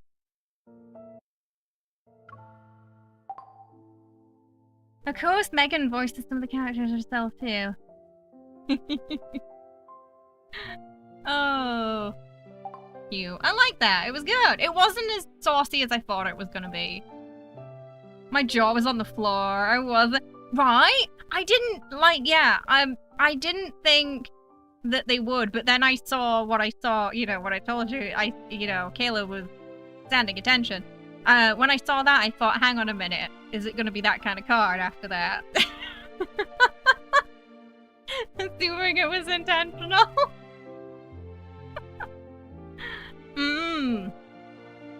But yeah, with them, I guess it makes sense that the day they get together, because they've had all that, you know, pent up tension as they were growing up together. Like, honestly, I'm surprised they didn't do it when they were younger. There was that much, like, tension between them in the flashback card. I think the only reason I noticed it is because people were, like, retweeting thumbnails from it in, like, high definition. And in somewhere the color was lighter, it was really obvious. You were busy recording and making sure that it was... I feel like it's not as noticeable in the Kindle itself, but when you look at it as a still, you're like, oh. Alright. Right, yeah, because they also match each other's feet, yeah. And they're like, what, 25 or something now? 24, 25. Okay. Right. Rafayel story branch time, then. So yeah, we did Fawns into the Moon, so now we're doing Land of the Sacred Flames, and hopefully next week we can do Caleb's story branch, where, he comes back after the explosion, and also absolutely wild ride, honestly. He exploded in it, yeah, so I think I said that, so I can't remember who I said it to, but I did, yeah, he exploded in a different way, basically. Oh, just not the way we expected, that's all. Okay, 1 second, I will be right back. I just need to turn the aircon on because getting to 9 AM and now it's sweltering. And yeah, we're gonna go through the last 2 branches before Caleb, so hopefully we can start that next week. Yeah, we did, yeah. Yeah, we were being a little cheeky the other day, weren't we? Oh, you're gonna love. Oh, you're in for it. Strap in, Sunder. It's a fantastic sci-fi story, honestly. Okay, I'll be right back.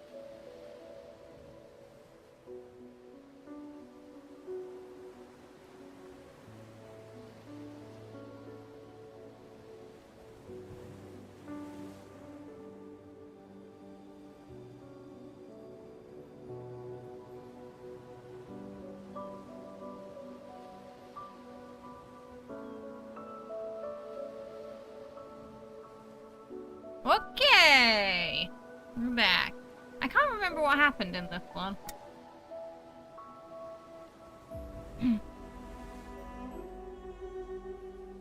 So we're checking in on a story branch with Rafayel Sunder, who's an artist, but also he's kind of a mermaid. He's part of a ocean civilization. But he's not human. I like this one, I'm biased. I remember these three I flicked through very quickly. So I probably don't remember much about them. One of your fave rap scenes. Ooh. I really enjoyed the scenes of him with the cat from the previous brand, where he just convinced he was gonna die because the cat touched him. As I said that, Jenny came. Dual luxury home connections. The wealth Maxwell has accumulated extends beyond mere money. According to insiders, Maxwell, who made a name for himself, possesses exceptional jewelry appraisal skills ever since he was young. The banquet he's preparing for his wedding anniversary this year will be held at a private island. All invitees are wealthy celebrities. It'd be hard to get close to someone like him. Besides, the person's already on the association's watch list. Looks like I'll have to tap into my precious connections to complete this mission. The villa on the bay quietly sits in the cool, salty sea air, welcoming my arrival. The familiar iron gate is half open as always. Lock your goddamn door, Rafayel. I need to remind him that his habit of leaving his door open should be broken. Like, I assume the reason he leaves it open is because he was waiting for her all that time, but there's no excuse for continuing to leave it open. Sir, you live in a world with monsters, and you have a bounty on your head from the N109 zone. Close your goddamn door. Someone's gonna get him one of these days.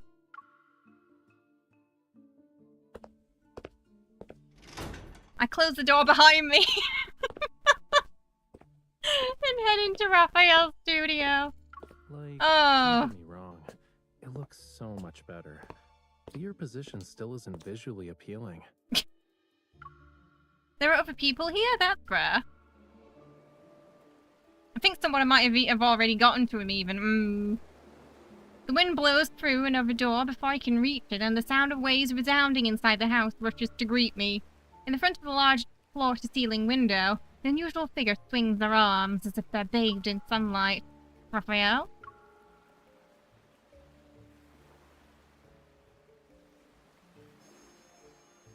Raphael, dressed in formal clothes, turns around. A smile appears on his face. He places his right hand on his chest. Ugh! Ooh! He bows. Welcome, my esteemed guest. Please, take a seat.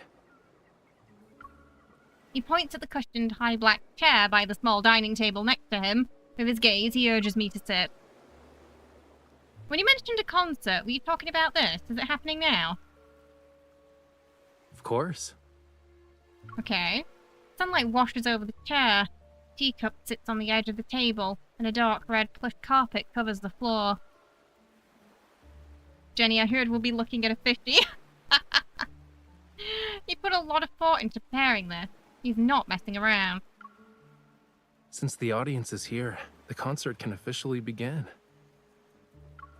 I can't help but let my gaze fall on the thin paintbrush in Raphael's hand. Watch closely.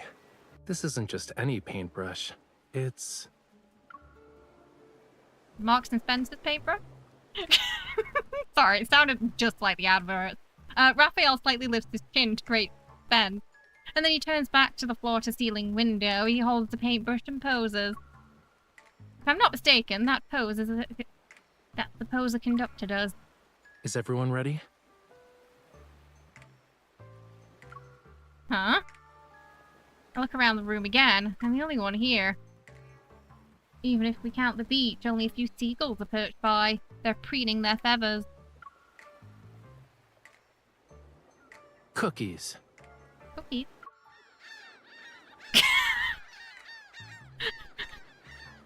The seagulls on the beach turn their head, and they stretch their necks and squawk loudly. Hold on. There's no time. Lemons. The joyful cries of the seagulls immediately change at the same time. They hit a difficult high-pitched note and it holds for a while. The cool sea breeze lifts the hem of his suit and blends with the warm sunlight to create a relaxing, refreshing experience. Raphael's pose is simple yet subtly expressive. His eyes are half closed as if he's engrossed in the melodious tune. Assuming this is a mime performance, it's perfect in terms of being a concert. It's a shame I can't mute the world. Before the seagull's maddening cries overwhelm my mind, I go to the window and set down a plate of cookies and lemons. The rhythmic cries stop. The seagulls fly in, snatch the food before scattering. They're satisfied. Oh. Excuse me. Raphael watches the seagulls disband and he reluctantly puts down the paintbrush. Not only did you interrupt the conductor, but you also fed the orchestra during a concert. I've never met an audience member as audacious as you. Weren't they supposed to bribe the seagulls so they stay quiet? Okay, I guess that was pretty obvious. I don't know if seagulls like lemons. Tell me to bring my nose-cancelling headphones next time. He points to the earbuds, headphones, and pillow on the sofa. I think it's pretty clear how I've spent these past few days. These seagulls are so noisy that I can't get anything done, you know. If I don't find a way to discipline them soon, I'll have to resort to drastic measures. By seagulls. The seagulls finish the food on the plate, flap their wings, and fly towards the azure ocean. Well, a hasty curtain call is to be expected for a seagull performance. The weather's so nice today. Do I have the honor of inviting you to afternoon tea since the concert's over? Jenny! Get down! Get out! Get out! Out of there. Sorry. She's in places she's not supposed to. Jenny! Jenny! Out! Out! Out! Get out! No. Just trying to go around back at desk again. Twirling the paintbrush in his hand, Raphael walks to a small dining table. He lifts the tablecloth with the paintbrush handle. I was planning to surprise you when it ended, it's like but I suppose my plans can never keep up with you. Was the concert only beginning? Is this the real reason why you invited me over? No. No? The aroma of food lingers in the air. As Raphael pours me a cup of hot tea, his gaze implies there's more than meets the eye as it's reflected in the drink ripples. I heard some rumors, and even if I didn't invite you, you'd probably find me of your own accord. Looks like the sea breeze is good at carrying news. Since you left the N109 zone, certain eyes that lurk in the shadows are waiting for the play's next act. Problems keep coming up. I'm not sure which one you'll deal with first, though. So, I'll take the initiative and offer you a reward of your choice. The rare display of honesty and underlying assertiveness catches me off guard. He's already in control of the conversation. I swallow my food after contemplating my choices. I pick up my cup and extend it towards him with question. Why don't you be even more honest? Is this something that needs my immediate attention? Not necessarily, but it is something only you can do. Me? Yes, only you. Corner of Raphael's mouth curls up as we clink glasses. His expression carries a hint of determination. I know this matter is anything but ordinary for him and me. Breaking the shackles of time requires patience. As they say, haste makes waste. Let's talk about your issue first, yeah?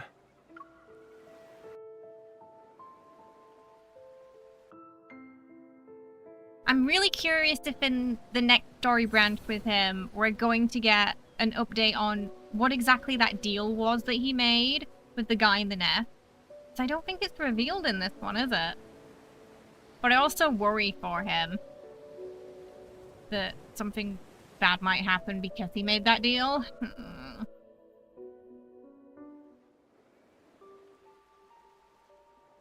The well-known tycoon Maxwell is on the association's watch list for suspected involvement in illegal protocol smuggling. At the last auction he attended, he brought a set of jewelry that wasn't top tier for a high price and claimed it was for his wedding anniversary. Why would a wealthy entrepreneur skilled in jewelry appraisal make such a mistake? Based on our intel, The association suspects this was an illegal protocol transaction. Yeah, I disguised as a jewelry saw auction. the post about that. Yeah, that maybe he's the next love interest. And if he is, he might have something to do with Ever. I know there's been a lot of speculation that perhaps the next one will be more, because we got like sort of 2 morally grey. You know, we got 2 morally good. And that maybe they're going to be a little bit more on the evil side. We'll have to wait and see. But yeah, a lot of speculation that they have something to do with Ever, like a son of a top guy, you know, a top dog there, or maybe even someone high up themselves. Which would be complicated considering what they've done to her. But probably gonna be a while until that is revealed. Imagine if Ben Starr does end up voicing it, though. That'd be kind of cool. Yeah, I think so, Jerry. Yeah, I think I'm definitely think he'll be leaning more towards that side. Yeah, morally grey or villainous. And when we look at the price, if it's really related to protocols, it must be no ordinary type. In other words, an ether core might be hidden in that jewelry. We don't have any conclusive evidence at the moment, so we can't confiscate his assets. You'll have to do an undercover investigation. Yes, Captain. Maxwell plans to give the jewelry to his wife at the banquet. If I attend, I might be able to inspect it. As for getting my hands on an invitation from a tycoon... Only you can do this, Raphael. Thankfully, we have a rich artist, celebrity artist friend. I think a far bit of what people would come to the game and spend... Right? Just because... Yeah. Yeah. But the question is, would he be allowed to talk about it if he does? Because the others can't. So I'm not sure if they'd avoid famous names because of that. Or... Because it's a bit more complicated with our English cast, isn't it? Be so funny, but you doubt it because, Jerry's just touching on what I was touching there about the contract. Yeah, because of the issues they had in the past. Because they're not allowed to. Because it would be very obvious with Ben, wouldn't it, who it is?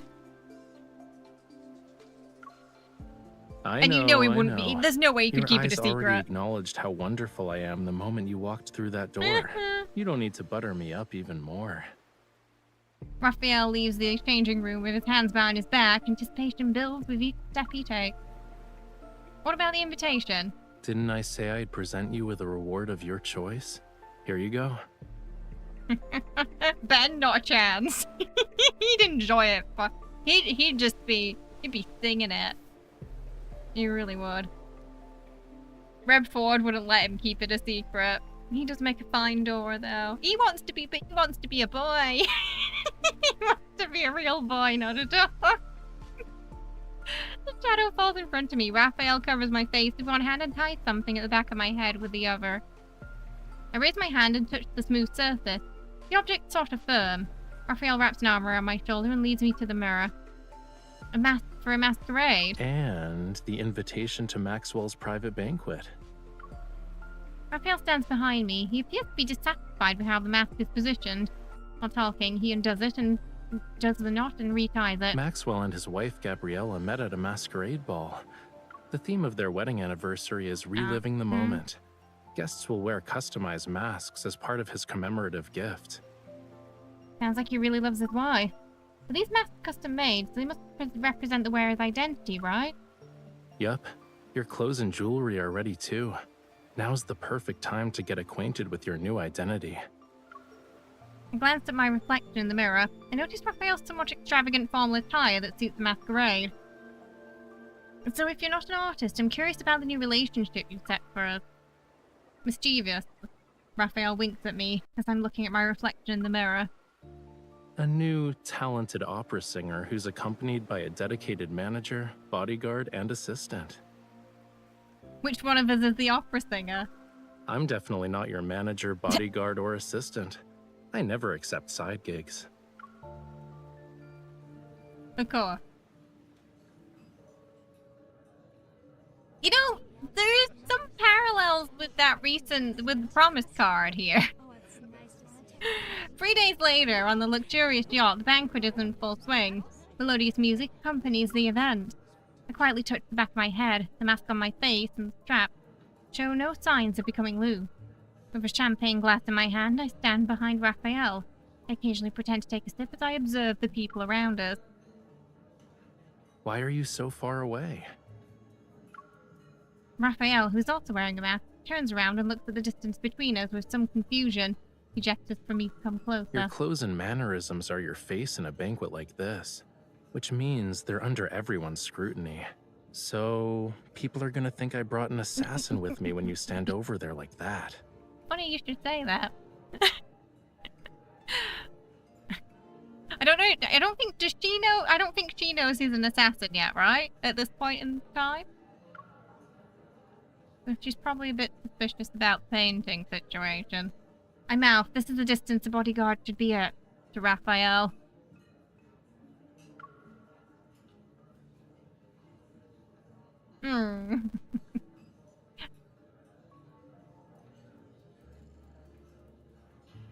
He knows how to get what he wants with that pouty face, doesn't he? Resigned, he lowers his head and walks over to stand beside me. Then switch your role to manager so we can be near each other. Besides, when you first became my bodyguard, you weren't this meticulous about keeping your distance. To be fair, we didn't become your bodyguard. You just kind of thrust it upon us. Just as Raphael's about to say something, a man wearing a jester mask walks over to us. My intuition as bodyguard makes me step forward to protect Raphael, who's behind me. He's just here to talk. You don't need to be on high alert. I nod and step aside. Standing next to Raphael, I watch as he starts the conversation. Your bodyguard is competent. Smiling, Raphael looks at me. Being modest would be a disservice to her. Having her around is the best thing that's happened to me. Ever since he's boarded the yacht, Raphael's speech and enunciations have changed. Gestures are also more exaggerated than usual. Like a real opera singer. Interesting. Maxwell made this mask and brooch for Yosef. Yeah, that's He should be over 70 right now. But you sound like a young man.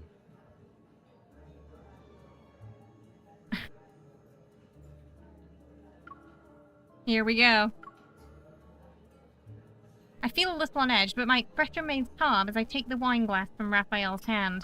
Are you saying that 70-year-old Yosef should disregard his health and attend in person? Youngsters like yourself are very sharp-tongued. While Yosef and I were drinking tea and playing chess, you were probably having fun somewhere else. Judging by your attitude, you must be an old friend of his, good sir. Has he not taken the time to share some of his insight with you? Makes you wonder what happened to Yosef. How does a person avoid becoming an annoying old man? Watch your tongue. Did Maxwell actually allow someone like you to attend this banquet?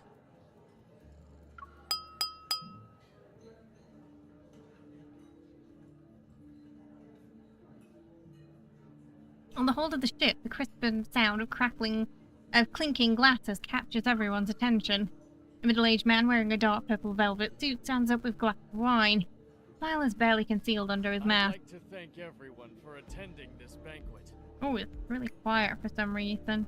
Elitism from I mean, it makes me think. He can't Maxwell can't afford much of that guy. The mask he chose for him was Jester. Tomorrow is my 40th wedding anniversary with Gabriella. The yacht will arrive at the island where the event will be held. Oh, why does his silhouette looks like the guy who runs the Umbrella Academy? You know, the professor.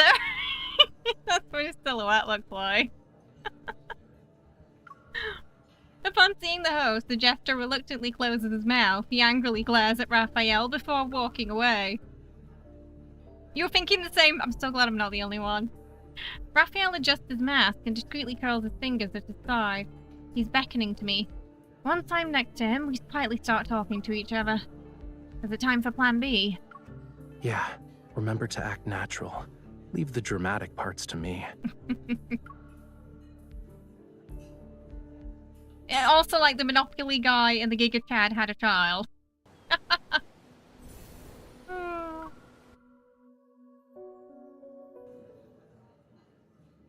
All of you have probably heard about my gift for Gabriella. Maxwell gestures to the cabin and everyone gazes to. A tall bodyguard leaves the cabin while holding a jewelry box adorned with intricate floral patterns.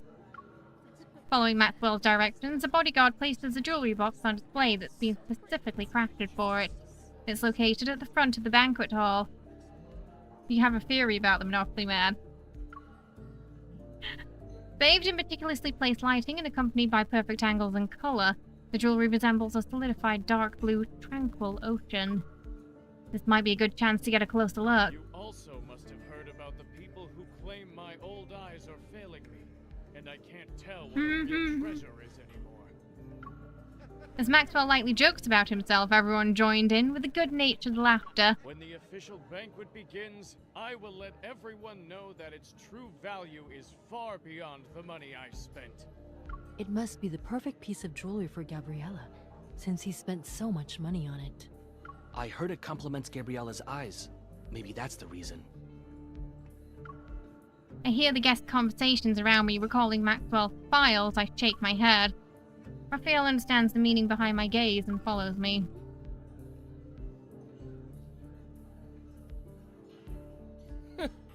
You can't wait to get closer to Maxwell.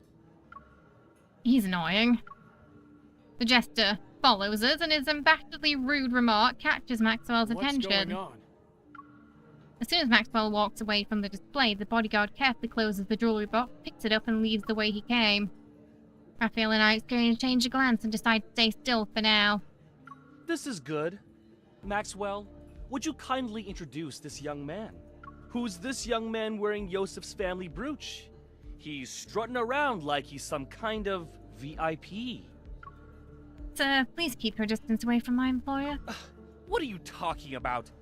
People like you can't even dream of talking to me. I can see why you're wearing the jester mask, sir. Raphael, seemingly unfazed, bows towards Maxwell and lowers his head with an air of grace. Maybe if someone else did it, it would seem pretentious, but his gesture only brings to mind phrases such as an elegant gentleman. It's been a while, Maxwell. Allow me to greet you on behalf of my uncle. Oh, Yes, of course. He's about to be Allow put me in his to place introduce under, you. I think. This is Yosef's distant nephew. You should listen to him perform. He's truly an opera star in the making. Really? Why haven't I heard about Yosef's opera-singing nephew? Why are you asking about that? Do you even know all his legitimate and illegitimate children? Have you met them? Or even held them, for that matter? It's almost like you know more about my family than I do. The jester's taken aback. He's about to speak when Maxwell interrupts him with a cough. Indeed. Why must a person meddle in another family's affairs? This is why he gave him the jester mask. You should work on that nasty temper of yours. Understanding the implications of Maxwell's word, the jester presses his lips into a thin line and mutters under his breath, somewhat displeased. That explains why you're so arrogant. You're an illegitimate child. Rude. Annoyed, Raphael puts on a stern expression. I positioned myself between him and the jester. All right, young man. There's no need to get so worked up. I just heard your bodyguard threatening an elder. That's not right. So, basically the main character, is a hunter who hunts the sort of monsters in this world that are called, wanderers. They're also hunting for ether cores, which are kind of little vessels of power. She has one in her heart. One of the other companions has one in their eye. And they kind of do different things depending on the type that they have. And a lot of the story, we've been hunting down new ones that have been popping up. So they're very rare. The cores. And a lot of naughty people are trying to get their hands on them too. But yeah, she suspects there's one in the jewelry, and that's why he paid so much for basically fake jewelry.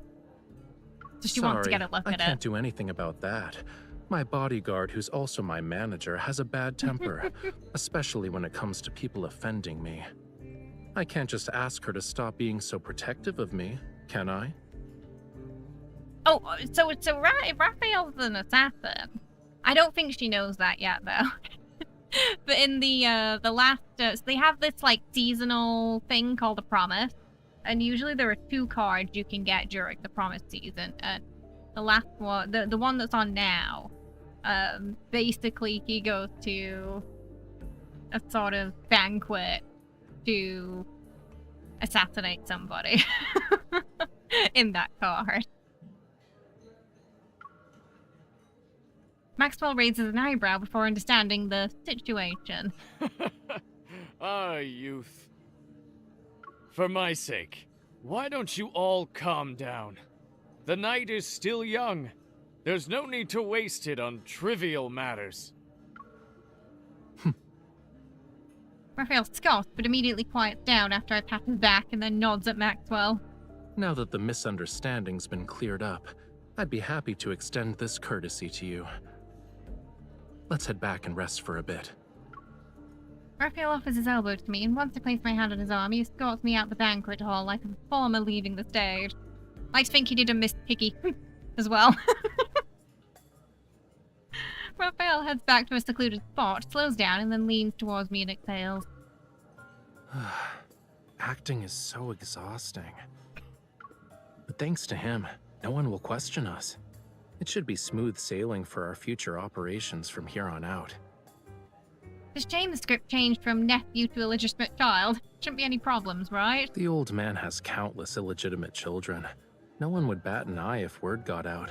At best, we'll get a few more disdainful looks. That's good. We won't see someone rolling their eyes at us with these masks. Yeah, it's perfect.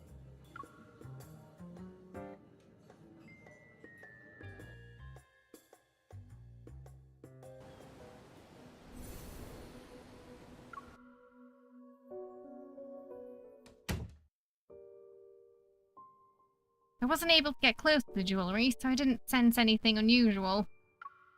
My hair hides the strap at the back of my head. See me struggle to find it, Raphael helped me untie it. I can't help but rub my face the moment the mask comes off. It feels a little stiff. Your target this time is jewelry? Fiddles with my mask and the arm's slender fingers making it look delicate. What about you? Is pretending to be your manager, bodyguard, and assistant as far as my help goes? Gaze out at the ocean, exposes his half face, showing a pensive expression. Don't worry. I'll tell you everything when the time comes. Keep your secrets, then. I'm not saying anything now, because I'm worried the info dump will overload your brain. Just subtly insulting her. Now I'm even more curious. Surely you have other questions besides what I'm actually after. Why not ask a simple one? You're wearing a disguise for a reason. You're hiding from the people who posted your bounty on the dark web. It's part of the reason, yeah. But I have other enemies. They're also on the ship. They're also on this ship. I expected as much, but I still let out a soft sigh. He really needs to tell her these things, because how could she be his bodyguard when she doesn't know who's after him? Why do I always feel like you're dragging me into trouble? Don't worry about it. Considering how strong you are, no one can beat you in a fist fight. I knew it. Nothing is ever simple when you need me to be involved.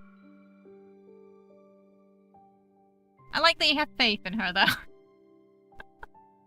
Raphael keeps smiling. He lifts my right hand and gently presses it against his cheek. A gesture of gentlemanly courtesy. I guess I should apologize, huh? But I have a feeling that's not what you want right now. Mask has more decorations than mine. Its rough, uneven texture creates an illusion of warmth with its caress. Fingers trace the edge of the mask and the descent to his jawline. Oh. Can you guess? A mission that won't let the night go to waste?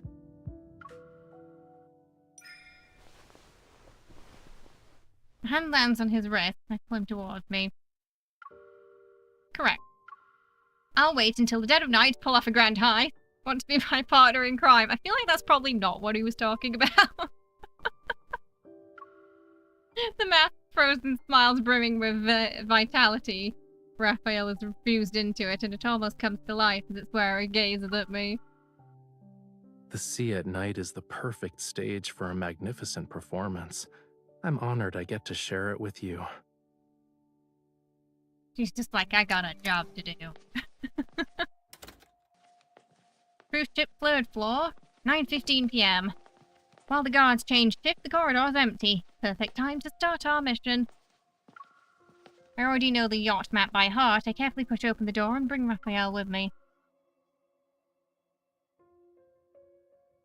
Take a left at 3594, go up the stairs, and then go take another left before walking to 4136. Go through the side door, and then cross the terrace. That's how we'll reach the security room. Are you sure we won't get caught by the patrolling guards? Of course. Don't forget, I'm not doing this by myself. I adjust my earring, or rather, it's a small communication device disguised as an earring. The guard schedule, patrol routes, and the vault passcode are all in it. Your association is truly a gathering of hidden talents. Hurry up, the passcode changes every 10 minutes. It'll be tough if we miss our chance. She's very thorough. We arrive at the terrace on the 4th floor, smoothly. It's not long until the vault's location appears within my line of sight. There are guards on patrol. We have to distract them. That's easy. We just need an encore. A small flame prickles from his fingertip, and I nod. You're so good at this. How many people have you scared with that trick? Who asked me to be her partner in crime? Me, yeah. The communication device beeps. The passcode has been successfully deciphered. I gesture to Rafayel. He nods and a tiny flame materializes.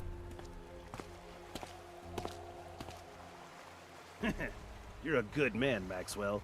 Spending a fortune just to make your wife smile. My small gift pales in comparison to your company's wealth and power. Maxwell here. Here. The sound of laughter gets closer. Rafayel opens a hatch in the corner of the floor and pulls me down. The door silently closes and our surroundings darken.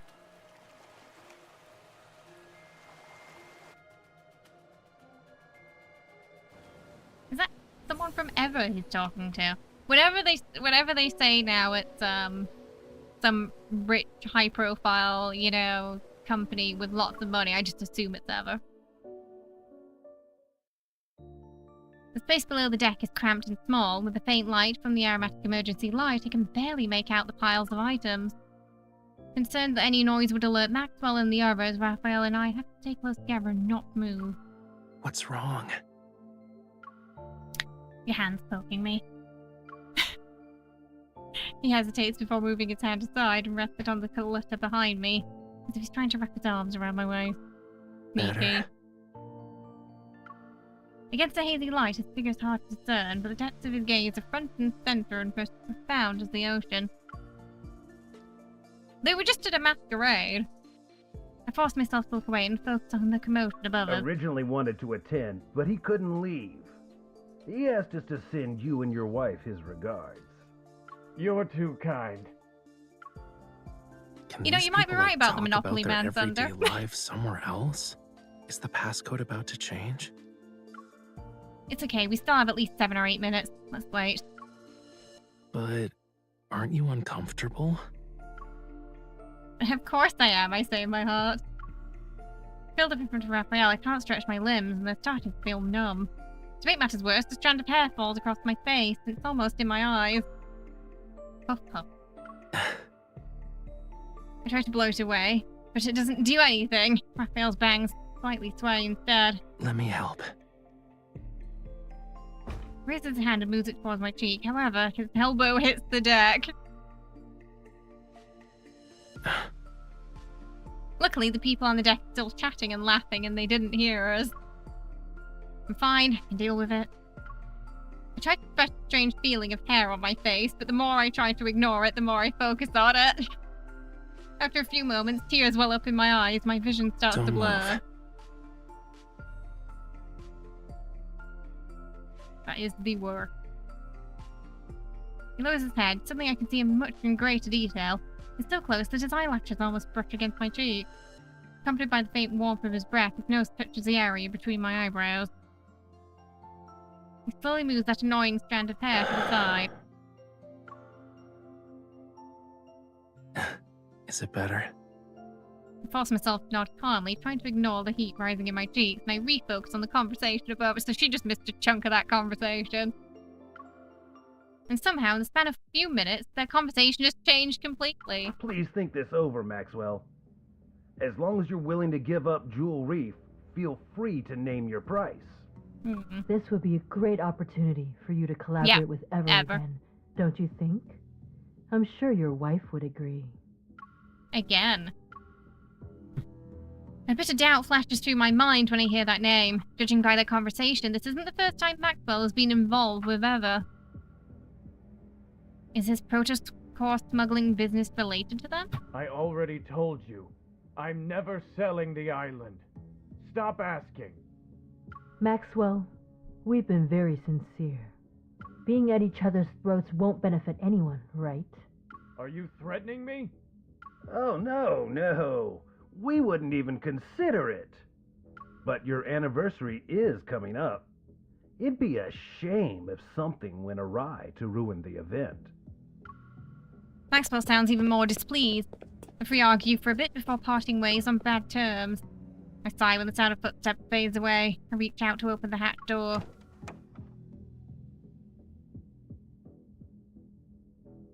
Are they gone? Yeah, you can come out now. We'll be able to make it if we hurry. He leaps onto the deck first, and then turns back and pulls me up. Sneaking on around on a yacht is more annoying than fighting a wanderer. Really? Your reflexes and skills are remarkable. You might want to consider working as a spy. No thanks. That means being in a life or death situation. I just want to focus on staying alive. Closing the door, I'm about to stand up when I notice a figure in the distance. Maxwell again? I yank Rafayel down. He stumbles and ends up crouching. Who's there? Rafayel pauses. He quickly realizes what's happening. Reacting faster than me, my cheek. Why are you crying? Are you feeling unwell? Or did I do something that made you upset? I'm not crying. I frown, pretending to be angry and aggravated as I look at him. Yes. But look at your face, cutie pie. Your cheeks are puffed out like he's a hamster's. pushing his luck, isn't he? Didn't you say the grape mousse at the banquet was delicious? We can order another one later. Stop using food as a way to make me feel better. You don't want to eat it? I do. I knew it. This performance successfully makes Maxwell stop in his tracks. He squints to scrutinize the two of us. Are you... Maxwell?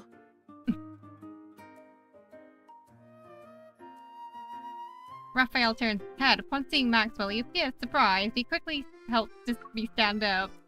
I wipe away my imaginary tears, lower my head, and pretend to awkwardly hide behind him. Good evening. This is embarrassing, to say the least. Did you have a fight with your girlfriend? It's just one of those lovers' quarrels, you know. It's not a big deal. I thought we could take a breather. I see. He sounds like he doesn't believe us. I can't help but feel nervous. Just then, a guard on patrol quickly approaches us. Puzzled, his gaze splints between us and Maxwell. Mr. Maxwell, is everything all right? You're just in time. I have to tell you something. Tighten the security in the vault tonight, and bring in a few more men to protect it. You must keep a close eye on the jewelry, and the deed to Jewel Reef. Understood. This is bad. Our plan to sneak into the vault is ruined. Quietly tug at Raphael's sleeve, signaling we should leave the... Well, we'll be on our way. I hope you have a good rest of your night. Wait. Is there anything else? Raphael pauses. In the blink of an eye, he smiles and turns to Maxwell, who Stay walks away up to from us. the 4th floor if you want to get your mind off things. Is he warning us? As I quickly run through 100 possibilities, Maxwell raises his hand and points upward. Go to the bar or cafe on the 5th floor. There aren't a lot of people, and the atmosphere is better. Yeah, that was a bit of a warning, I think.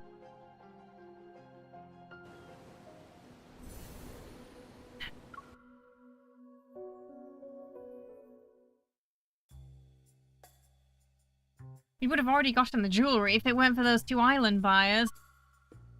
Missing the opportunity, they'd appear before as we return to our room. And even though I'm upset, I have a new suspicion. There must be something Ever wants on that island, otherwise they wouldn't be so focused on it. Who knows? Maybe they have too much money to spend. He moves his mats and sets it aside and rubs his wrist. Before I injured my shoulder, now it's my wrist. It seems like my hands have to get tortured somehow whenever we're together. He's like a princess sometimes. It was an emergency. You hurt. Let me see. Of course I am. Look.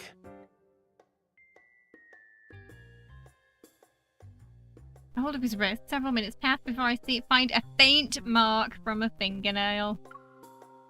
Oh, it's a serious injury, all right.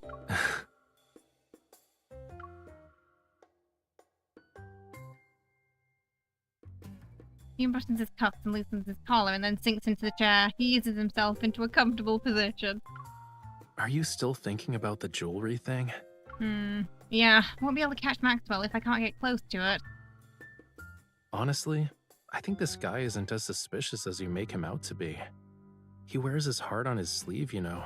He's wealthy and hopelessly in love. I doubt it. Since you decided to approach him, he must be more than just a rich, romantic fool. He's a simple-minded, generous, wealthy guy I want to work with at some point. Is there a problem? That excuse might fool others, but not me. I think he's far from innocent. Since this involves the association secrets, I can't say much. I'm forced to beat around the bush. The protocol smuggling he's doing isn't a simple business venture. Is that so? Why would someone be looking for us at this time? Did we get noticed? I can't help but be on edge. Relax. You're practically wearing "I'm not innocent" on your face right now. Even if they have ill intentions, do you really think the 2 of us can't handle it? You're right. Raphael opens the door, but before I can see who it is, he turns around. He's holding a tray. Great move. Aren't you hungry after working for a whole night? The lighting on the small terrace outside the room is gentle. With a refreshing sea breeze, we have a nice dining spot. However... It's okay if you don't want to eat moose, but don't be a meanie to it. I realize the dessert is a mess, because I poked it so many times. I'll eat it. I devour a spoonful of mousse, but it's not long before I'm thinking about the jewelry again. It'll probably be in his wife's hands once the ship docks tomorrow. At that point, approaching it will be almost impossible. Do I have to talk to his wife? I'm not good at lying. I see you're genuinely hungry. He scoops the grapes off his dessert and gives them to me. If you can't come up with anything, stop thinking about it for now. Where there's a will, there's a way. Maybe we'll get our chance once we reach the island. He's very Shouldn't likely those to 2 roll ever with people it. be a bigger problem than Maxwell? Their obsession with buying the island is a little weird, but you can't blame them. If you compare Ever to Maxwell, then that protocore smuggling stuff isn't something to be concerned about. I'm a bit surprised, but I start thinking. Raphael's intelligence network is complex and full of secrets. If he's saying this, then he probably knows something. You do have a point. I'll keep an eye on them. Too bad I didn't get to see those 2. We should try and follow them, in case.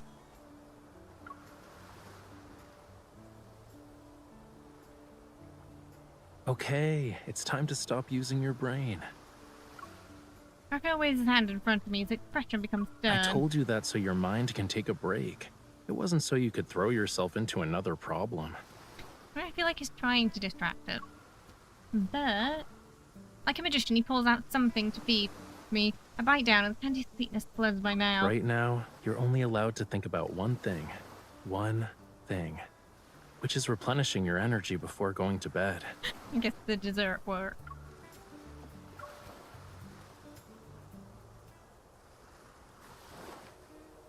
Maybe the sweetness makes me drowsy. Hearing the churning sea, I vaguely remember resting my head on a pillow. Did he put something in it? Before closing my eyes, before I realize that I'm slowly falling asleep. The sound of waves reverberates near my ears and slowly flows into my dark dream. Faint mood spills over the high-pitched black sea, carrying an ethereal chant from afar. This is... I feel like I've been here before. As sensing my arrival, the singing grows more peculiar and sad, as if it wants to convey something to me. An inexplicable sorrow stirs in my heart and mingles with nostalgia. I can't help but reach out to the elusive melody. Yet the waves surge and the sea roars and swells under the howling wind. It's in that moment the song dissipates. It drowns in the raging torrent.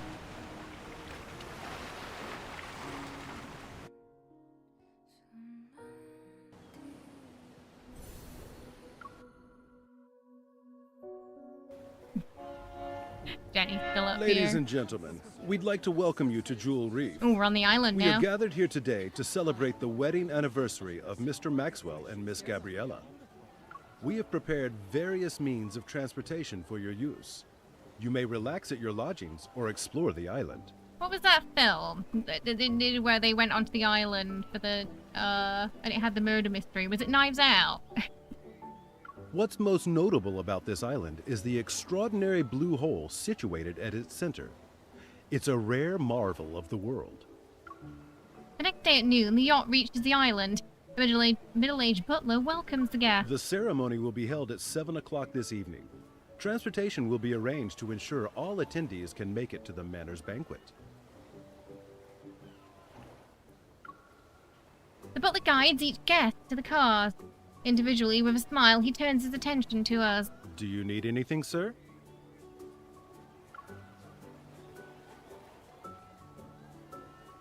We're good, thank you. He's feeling a little landsick. Give these a fist. Raphael leans against my arm. He raises an eyebrow and reveals a slightly disgruntled expression. I have a headache because someone had me appreciating the sea breeze with her late into the night. It's normal for sea creatures to have allergies on land, I understand. Maybe you should stop trying to understand.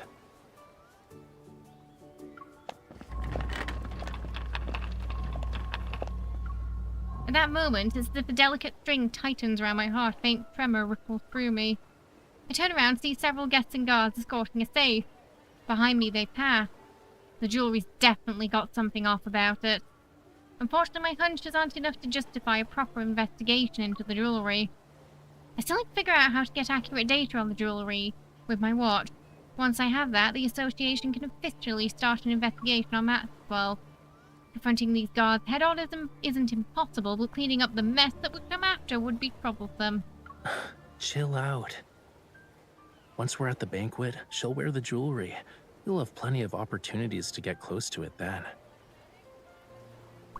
I can only hope. Wait, do you have telepathy or something? How did you know what I was thinking? Is it really that hard to guess? A car appears and stops in front of us. He opens the door, grabs my shoulder, and turns me around. Save the challenges for tonight. We're on an island vacation. Are you really going to spend the whole time frowning? We're working. Excuse me, sir. Do you know where we can find the best view on this island? Can you take us there? Before I can refuse, he gently pushes me into the car. Didn't you have a headache and now you're fine? He immediately rests his head on my shoulder. Nope. This diva. The driver proves himself to be very diligent. He takes us to a tranquil place by the sea. Raphael and I walk on the grassland. One side is an expanse of lush vegetation. The other side is an azure sea. The underlying anxiety in my heart slowly dissipates, perhaps soothed by the breathtaking scenery. It is very pretty. I heard about this rare blue hole before. We gotta check it out to make this trip worthwhile, don't you think? A lot of parallels to that over assassination card. You say that, but you're not here for just the view, are you? You said you needed my help. However, you didn't do anything on the yacht. That means your real goal is related to the island. Not bad. You want to keep going and guess what I'm aiming for? I start to think, if there was one thing that Rafayel's particularly interested in, then take a shot every time the game says blue hole. This place is related to Lemuria. They say time works its magic on everything. Who knows? Maybe this tiny island was once a garden in Lemuria.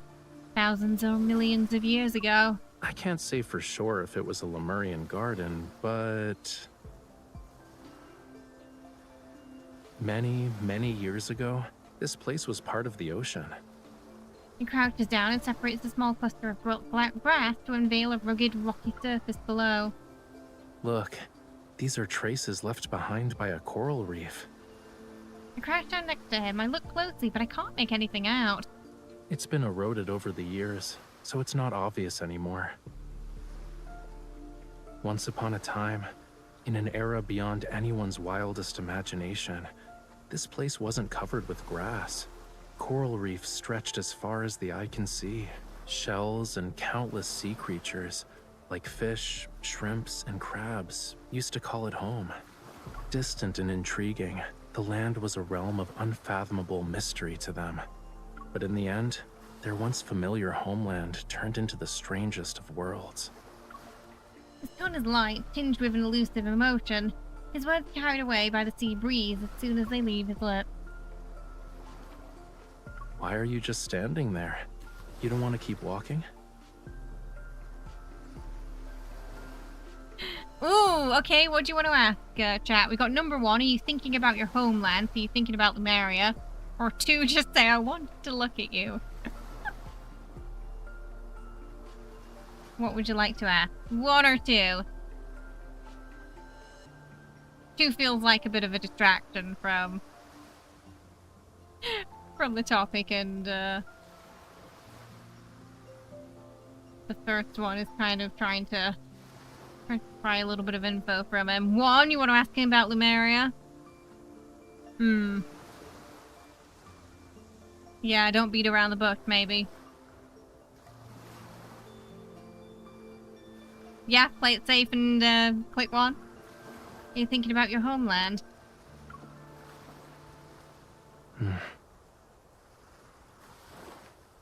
If I say yes, will you do something to make me feel better?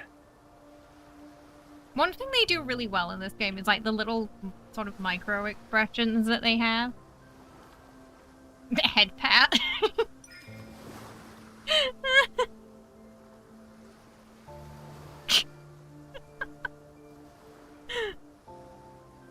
Of course, I'll give you a head pat, just like this.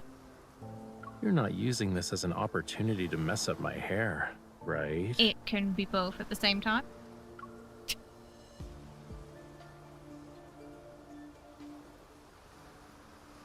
We walk along the coast as afternoon sunlight dims.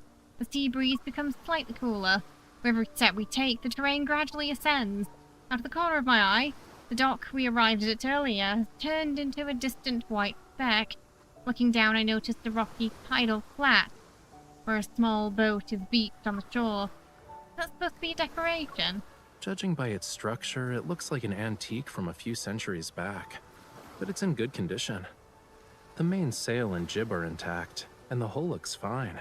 Once it hits the water, it'll be gliding through the waves. At the very least, it's more reliable than the boat we took to Hat Island.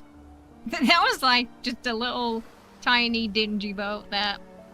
Raphael clears his throat and looks away. He pretends to be nonchalant about it. Smiling, I meet his gaze.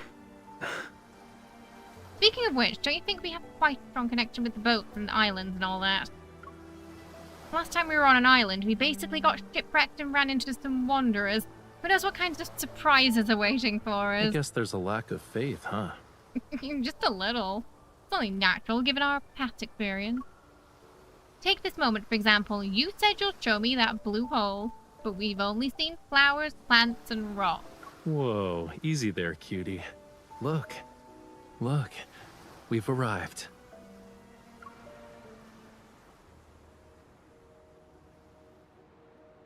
Shot number 2. Different coastline from the coastline earlier, the deep blue sea appears before me. Massive blue hole, number 3.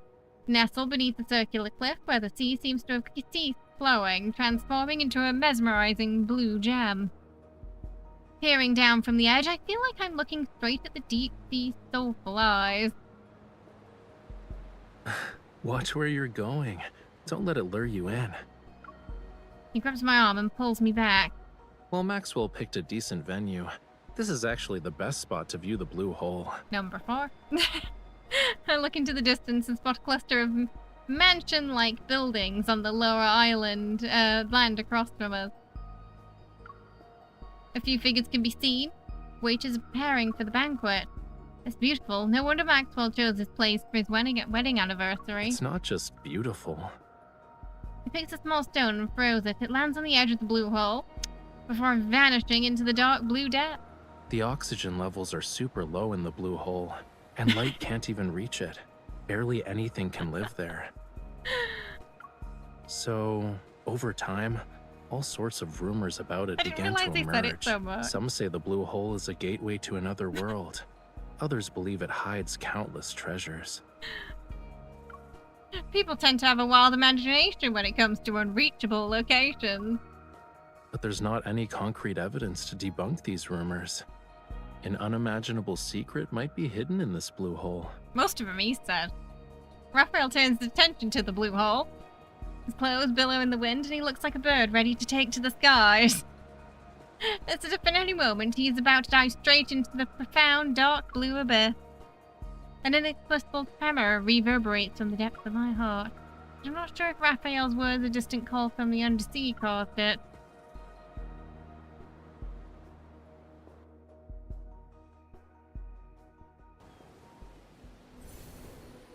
You okay, Jenny? Staring at me, it's a bit unsettling.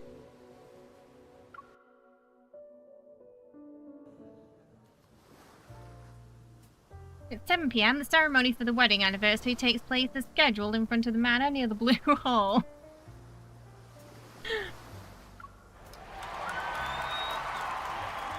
Amidst the guests' applause and cheers, Maxwell presents the jewelry to his beloved wife, Gabriella.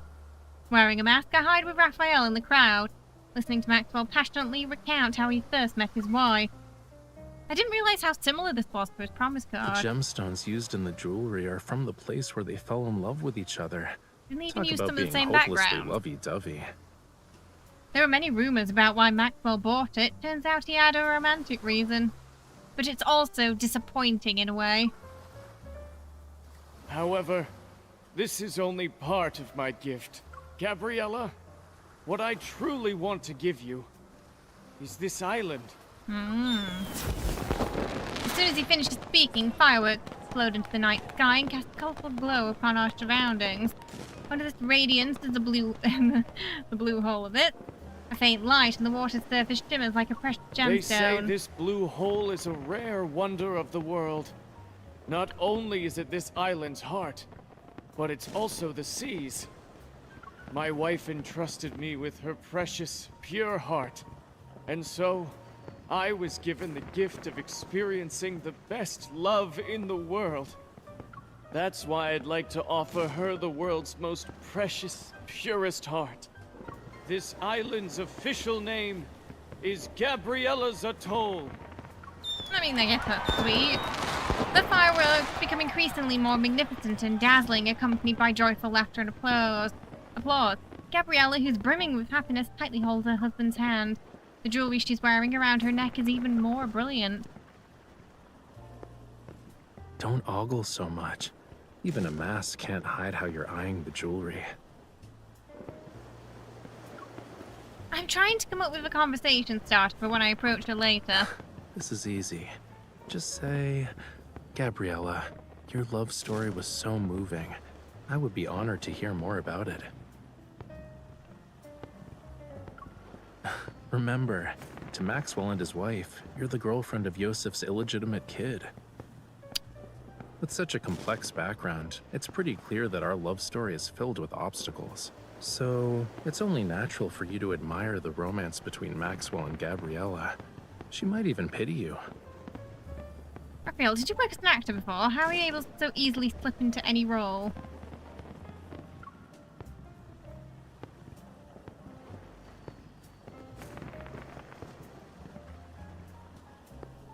It's just my math that's slightly askew and softly chuckled. Go. If you don't move now, someone else will snatch this opportunity. I take a deep breath, clip the hem of my dress, and walk to the center of the crowd where Gabriella is. Over half an hour later... How was it? There weren't any energy fluctuations. Oh, sorry, my... Away from the lively manor, a large, serene pane rests on the slope near the blue hole. Disappointed, I sit down in the grass. My gaze is fixed on the almost still seawater within the blue hole. I was like 2 there, I think? My sigh soars into the air, releasing me from the weight of my emotions. Even when I sensed it in every way possible and scanned it with my watch, the jewelry showed no abnormalities. Never mind. Captain Jenner said that finding Aoife cause would be a long-term struggle. It can't progress as smoothly as I hoped. I'll treat this as an island vacation. I haven't even started comforting you, and you're already coming to terms with it? How are you going to do that? I'm willing to listen to your plan. Jenny, you can't go up there. Rafayel props his chin up in his hand. It appears as if he's lost thought for a moment. I haven't made up my mind yet, you know. Started reading his line. Maybe this will cheer you up? He takes out something from inside his coat. It's a small bundle of sparklers. Take one. I do like sparklers, they're fun.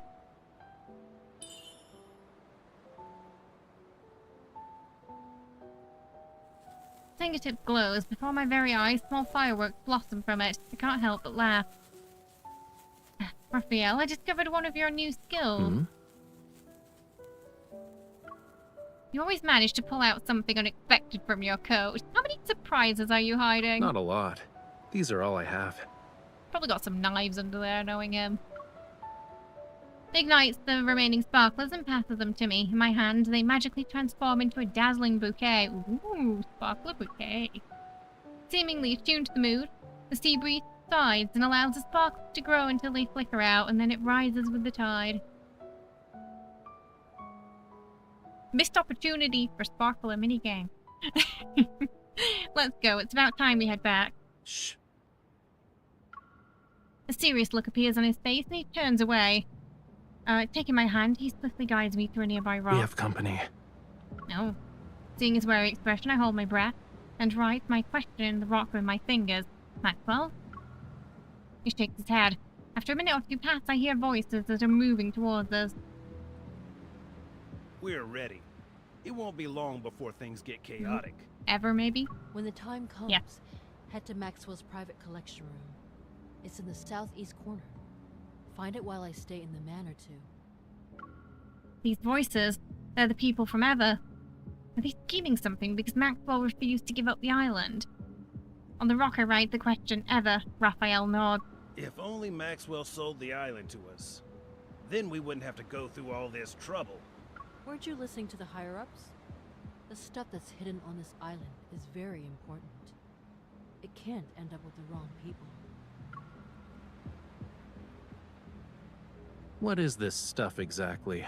Do you want to share your big secret with me? Who's there? Flames encircle the two. Rafayel approaches them slowly, one step at a time. I grab my firearm. Are you going to explain yourselves? Or would you rather have a thoughtful discussion at the Hunters Association? They clench their teeth and refuse to speak. And just when I'm about to make another inquiry, I sense a powerful surge of metaflux.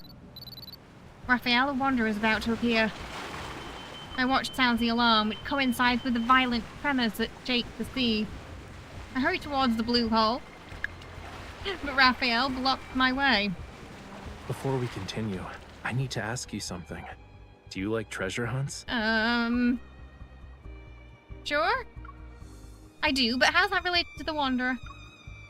Then this adventure won't disappoint you. Recalling the rumor he mentioned in the afternoon about treasure in the blue hole, an unease watches over me. You're going to look for the treasure? The wind's getting stronger because of the high tide. It's the perfect time for a treasure hunt. Let's go. He holds me in his arms and rushes towards the shore. The waves intensify and slowly engulf everything I can see. Meanwhile, a terrifying behemoth reveals itself in the center of the blue hole.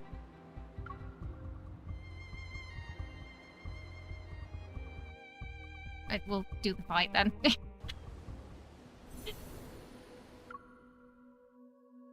It's like a dragon,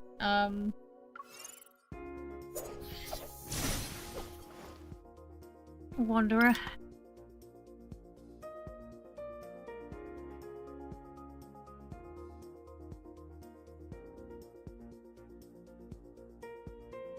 $18, it's in the fight description. Yeah, I think it counts.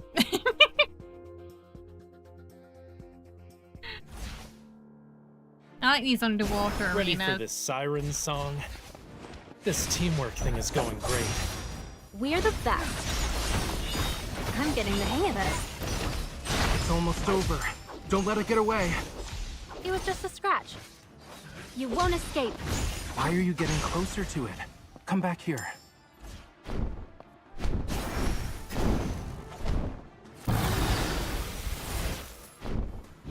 Watch out. This teamwork thing is going great. We're the best.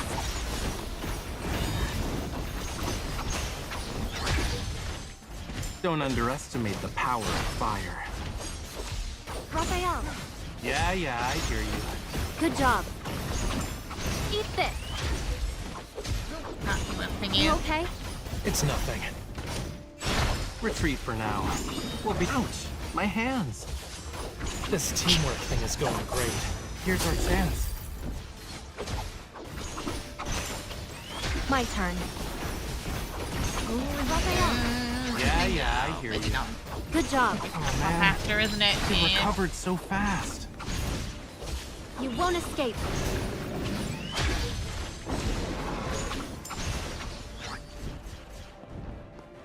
Watch out.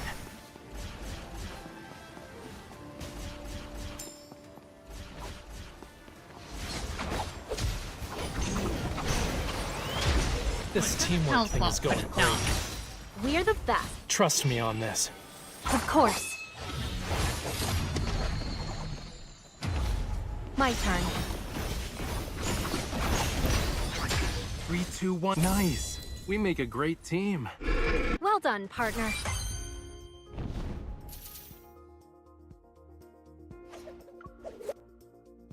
Oh. There we go.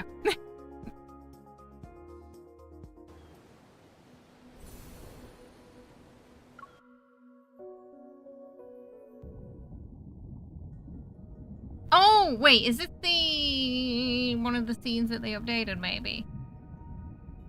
The protofield disappeared. In the depths of the dark blue sea, light sporadically flashes. Struggling to keep my eyes open, I can't find my way.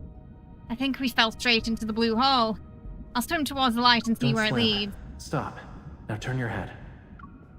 I do as he says, however, trying to turn while underwater is surprisingly difficult. Familiar warmth cradles the back of my head. Strands of hair gracefully drift into my view, and they're followed by a gentle kiss. Try it. Yeah, because if they do that, then she can breathe underwater, right? I think that's what they said at the myth card, right? That a Lumerian kiss can let you breathe underwater. Try what? My steady breathing, accompanied by the faint fragrance of fresh sea salt, it ferments my entire being. I'm taken aback. I can breathe? I'm not even choking on water. Yeah, it's kind of cool, that. Do you also want to see if your tears can turn into pearls? Rafayel carefully runs his fingers along the area around my eyes. It instantly conjures up a thumb-sized flammula like a magician pulling a rabbit out of a hat. The tide is rising. Come on, let's find my treasure. Little fish affectionately rubs its belly against his fingertip. With a flick of its tail, it swims towards the depth of the blue hole, as if it were our guide. Is there really hidden Lemurian treasure at the bottom? Only the undercurrent beneath the high tide and the tiniest fish know its location. Playfully poke the familiar swimming next to me. Unafraid, it swims closer and nuzzles my cheek. Why is it sillier than the one outside? It doesn't even have a sense of caution. It's not the fish's fault. It only dares to come close because you have a familiar scent. Are you talking about... Oh, you're talking about the kiss? Obviously, it's not just because of that.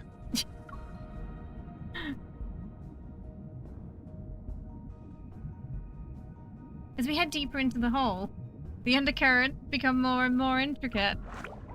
The light has disappeared. In Raphael's palm, a small flame materializes, casts a gentle glow while fish playfully swim around it. We're close to the entrance.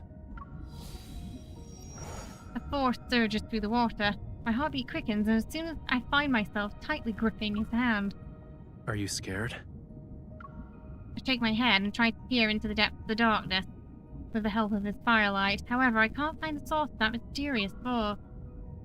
Good news, our target's probably in the same place. And the bad news? My diving knowledge is limited. The deeper we go, the stronger the undercurrent gets. How deep do we need to be? After we follow the surging tide and pass through a crevice, we'll reach a hidden fjord. The undercurrent in the crevice will be even more chaotic.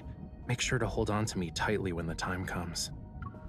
Suddenly, the undercurrent becomes stronger and impels me forward wildly.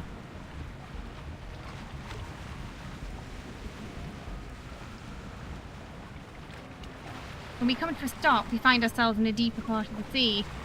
In a serene darkness, a gentle light emanates below. It grows brighter, only dim. It's reminiscent of a hot, unhurried rhythm. This is the island's cornerstone. It once bore the weight of Lemuria's past and future. We slowly descend to the source of the light. Eventually, soft yet firm ground touches my feet. Right? Yeah, me too. Like, that's... like, what would, if it's not got, like, a tie on it, some sort of... I'm almost starting to think he glued it on his face. The familiar approaches Raphael's flame. It vanishes at his feet, and the fire disappears. The faint light fades, only to flare up again. This... It's part of Lemuria's long-lost Tome of the Sea God. That was what the myth, right? Under the tender radiance, the crimson seaweed on the seabed comes... And that explains why the fish found her familiar, I suppose, too. Outside of the kiss. They resemble the field on fire. We stand on a massive thick stone slab, the engravings on it as the surface of the light source. I could swear that was where the message or something, where Raph had a superglue incident. Yeah, oh yeah! Yeah, he sends a voicemail because he can't call you. And he can't text because he superglued himself together, yeah. The glowing marks look like a symbol. Legend has it the Tome of the Sea God contains prophecies about Lemuria's future. But this part speaks of oblivion, not the future. Oh, MC, if only you knew. You're referring to how the world forgot about Lemuria's history. It's not just that. There's also power. Those who borrowed power from the sea betrayed it in the end. They mistook the sea's tolerance for submission and forgot about its cruelty. But I remember, and I will reclaim this forgotten power. Looks like that's where I come in, huh? What do you need me to do? He takes my hand as he materializes a dagger. Only those who have a bond with the sea god can awaken the tome. I need you to bear with me for a moment. The dagger grazes my fingertip. A drop of my blood is quickly sealed in a tiny bubble that falls onto the vibrant red seaweed. Because, I mean, technically she's the sea god's wife, isn't she? The distant roar of the tsunami echoes in my mind, accompanied by immense glowing symbols swirling and materializing. They pierce my body and ascend. Fragmented images are bathed in golden glow, and a childlike voice breaks through the haze. They flood my mind. Awakened me. It's the same voice, yeah. Whose memory is this? Hey, are you listening? I'm not stranded. It's the waves. They're just too strong. Where I come from, if you say you like someone's scales, that means you like them. You humans are bold. We've only known each other for a day, and you're already thinking about our next meeting. Was this when she met him in this lifetime for We'll the see first each other time? again at this spot next year. But then something happens and she doesn't show up. He's never gonna forget that. This bond means you'll definitely come back to me. I'll always wait for you. Oh, Rafayel. Oh dear. She says that, but... Yeah. But then something happens, so she doesn't come back. The waves sweep. The fragmented memories, a cool breeze tingled with the scent of seaweed caresses my face. I struggle to open my eyes. Rafayel? Golden symbols pulsate with immense power. They surge into his body, with his eyes tightly shut and his face pale. He collapses into my arms. Rafayel? Uh-oh. The famula swims past me, its tail leaving behind a trail of bubbles. My gaze follows it into the crevice found on the fjord's cliff. A shield of golden light blocks the turbulent something. It went too fast.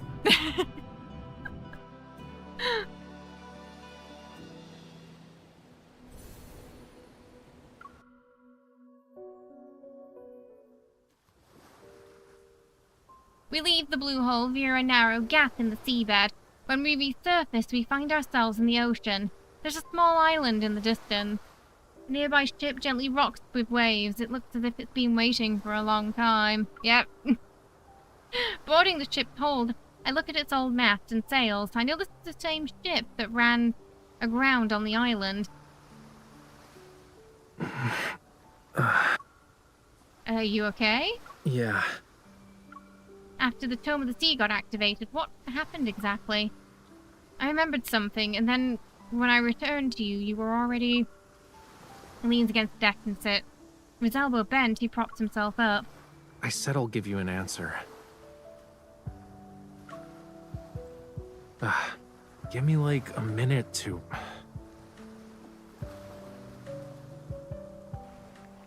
Jenny, careful.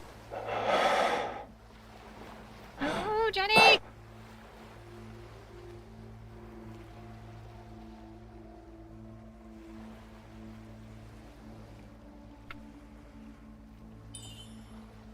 What's wrong? Did you get hurt?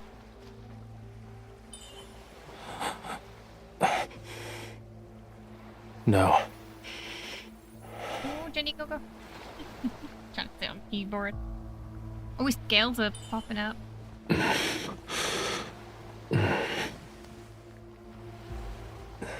This couldn't be considered gentle.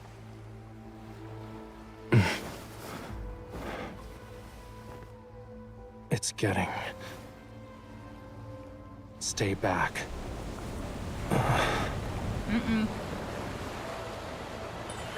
What's going on? Oh, this is when he gets the angry eyes, isn't it? Uh-oh.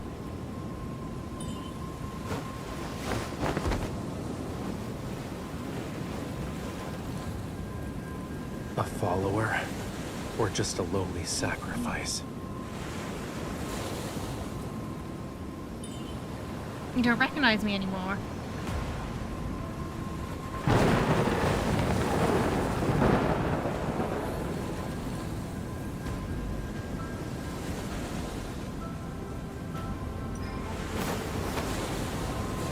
Death. When the storm surges from the deep sea.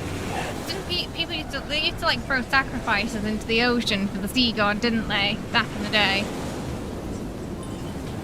Snap out of it. The sea god awakens. I have no need for traitors.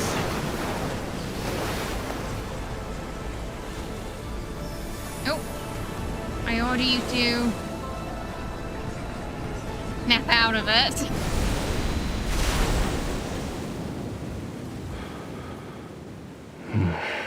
He was very close to tossing her in the sea there.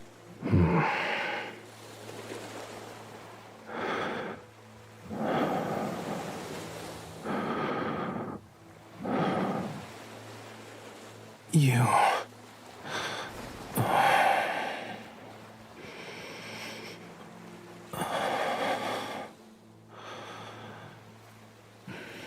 Not having a good day, is he?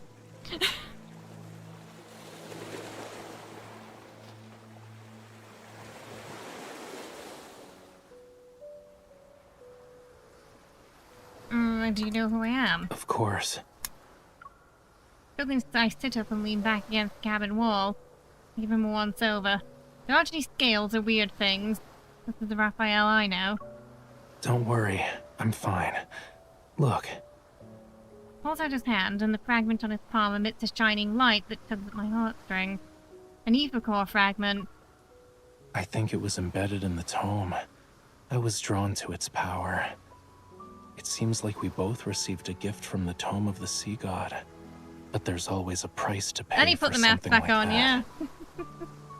The waves lap gently against the hull and occasionally splashes. I wipe the seawater off my face and look at the murky ocean. The price you have to pay? What is it? Do you need to be a sacrifice or the sea god? The dead deep sea and the sea god's power have been awakened. And since I accepted its power, I must answer its call. Even if certain futures have a predetermined end. Hey, Jesse, how you doing? Refuse. The ocean pushes the old ship exhausted. Rafayel rests in my arms and closes his eyes. I look down at him. My heavy heart is drenched as the wind and the rain work tirelessly to drown it. Does this apply to your future as well? The sails rustle and we're carried deeper into the darkness. The boundless ocean is extraordinarily quiet tonight.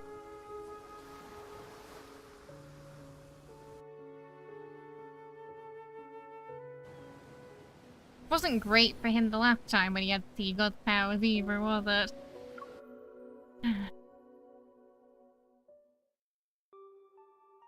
After returning from Jewel Reef, I submit the unknown protocol fragment to the Association. While waiting for the analysis results, I receive an unexpected call from Special Operations Team about a new discovery. I sent a package. Yes, you're the sender, and the mailing address says Jewel Reef. Inside it was a small device that was soaked in seawater. The photo I get reveals a drenched, palm-sized metal disc. After analyzing the trace elements in the seawater it contained, we saw that they were a perfect match with the ones found in Jewel Reef's blue hole. One lost girl. And upon further examination, we noticed there was a radio frequency chip capable of attuning to metaflux fluctuations. I can forcefully induce energy fluctuations. I have a feeling the incident from that other day wasn't a coincidence. The technology behind this is highly intricate, and currently, only ever, the leading authority in protocore energy technology has managed to achieve it. Ever again. However, it still has some limitations. For example, it can't be remotely activated, so... The person who activated it must have been at the banquet. While I could acquire the guest list through the Association's intelligence network, I still choose to visit White Sand Bay. He's the only one who could send this item that was salvaged from the sea. He even used my name when handing it over to the Association.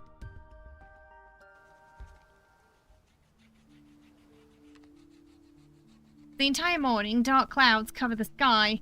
Heavy and grey, they almost touch the waves' crests as I look at them from a large window. The sound of a pencil against paper faintly resounds. The house's owner treats the news as nothing more than background music. Many guests have gone missing from the island. Their current whereabouts remain unknown. The venue of the banquet, Jewel Reef, has been sealed off. There will be a further investigation into the... The news report doesn't have any notable details. I walk over to Rafayel and lean down to look at the scat.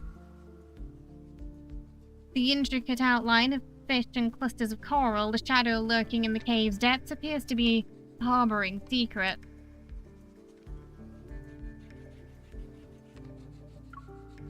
I stare at his shadow, as if compelled by an unseen force. I murmur to myself. They're in the blue hole.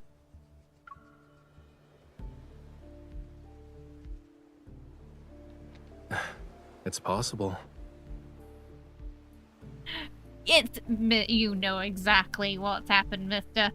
The words don't form a coherent sentence, yet Rafayel understands and responds with a nonchalant chuckle. Getting lost in the allure of treasure they yearned for half their lives.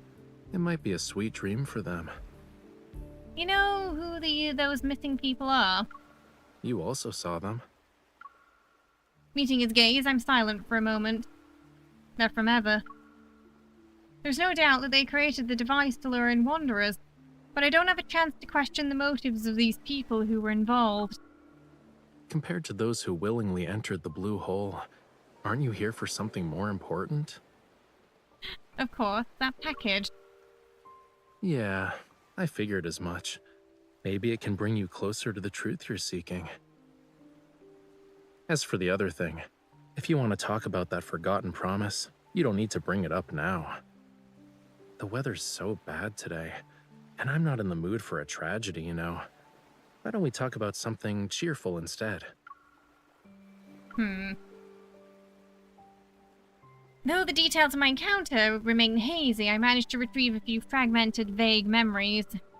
During that year, I fell into a deep sleep for 3 or 4 days due to high fever. When I woke up, I lost my memories, and my meeting with Rafayel happened to occur before I got sick. Rafael sighs and puts down the paintbrush. You don't think I'm avoiding this topic because I'm trying to run away from it, right? You want to say you forgot a lot of things from your childhood because of reasons, but you're worried it'll come off as you not wanting to take responsibility. You sure you don't have telepathy? Did you actually go to the beach to wait for me? Are you asking about the year after that? Or every year after that? You go every year? Oh no. I mean, he kind of alludes to that in the Bond story, doesn't he? Where he's complaining about her being late. Observing my expression, Raphael appears somewhat resigned. And then he suddenly pokes my forehead. You don't need to feel bad about it. I'm not dumb enough to actually wait for you every year, you know.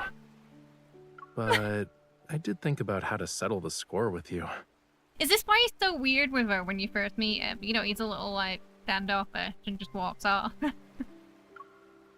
Is it because she didn't remember him? It's like, he's just like, screw you, and just walks away. He stands up and gently pushes me into a chair and places my hand on his chest in a half-joking, half-serious manner. The power within the Tome of the Sea God will protect everything that belongs to the sea. This includes our bond. If you can't let it go, why not just order me now not to hold a grudge over what happened back then? Oh, that's right, yeah! So in the myth, like, the person who gets chosen to be with the sea god can control the sea god. Looking into his eyes, I realize he's sincerely asking me to do it. Oh, I'm leaning more towards 1. It feels wrong to command that. Oh no, where's Cat on there? I feel like even if we pick 2, she probably won't say it though. That wouldn't be right. I feel like we have to say 1, don't we? Yeah. Yeah, it shouldn't be used like that. Well, I don't fully understand it yet. I'm pretty sure our bond shouldn't be used like that. He said it would definitely come back to you, and you'd always wait. Does our promise still mean something to you then? Nobody's putting the puppy dog eyes on now. Unless she's offering to make him a sandwich. According to the weather forecast, there'll be a storm today. Everyone's been advised not to leave home unless it's absolutely necessary. But you came here. I know you're waiting. He breaks into a smile and takes her hand to his thumb. Jenny! Be really careful, you're sitting very close to that button that turns the stream off. It's okay, we can do this while we're wrestling a cat. The heavy downpour descends, carrying with it a majestic force that seems to wash away all the remnants of the past. The surging waves crash against the shore. Sea spray soars above, and there's a fierce battle between the sky and the ocean and me and my cat. We're gonna do... Ooh, careful! We're gonna do treats soon, okay? Okay, but not right now. Not right now. Not right now. You have to wait. But in the end, rain and seawater will find their way back to each other. They'll return to how they were before they parted away. Yeah, she just sees a fishy on the screen and she's like, I wanna. She's ironically getting closer to the screen, just staring at him.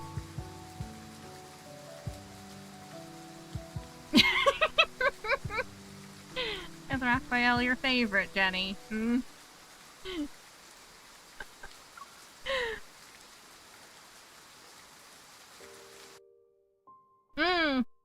Oh yeah, this game has some nice ASMR sounds. Yeah. Oh.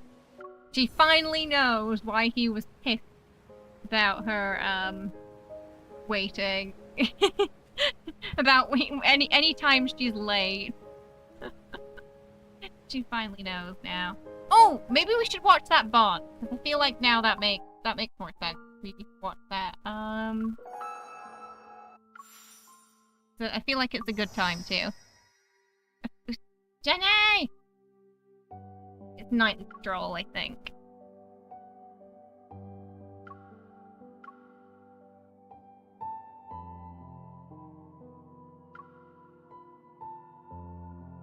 I got a phone call from Raphael. He said he's injured and currently in the hospital. It was already midnight when I finished my mission, so I hurried to the hospital to check on him, but... That was at least 24 instances of blue hole. That's a lot of blue hole.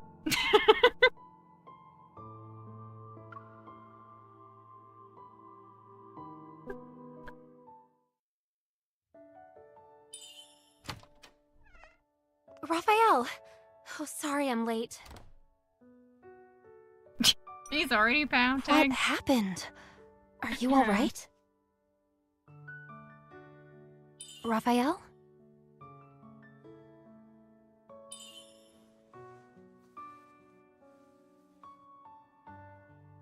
Who are you? What? You are... You do seem a bit familiar. Have we met before? It's been a while. I can't remember. Raphael, what are you talking about? You don't remember me. Did you want me to remember you? Let's talk then. I mean, after all, why else would you be here so late at night? Didn't you call me to come visit you because you're injured? Oh, really? When did I call you? It was a while ago. This morning. This morning, huh? So you do remember. Do you know what time it is? It's been 800 years. Jellyfishes are walking naked. Sea turtles climb trees. Sharks are eating grass for free. And finally you remembered me. Any later and I would have been discharged from the hospital already. So I'm sensing you're a little angry.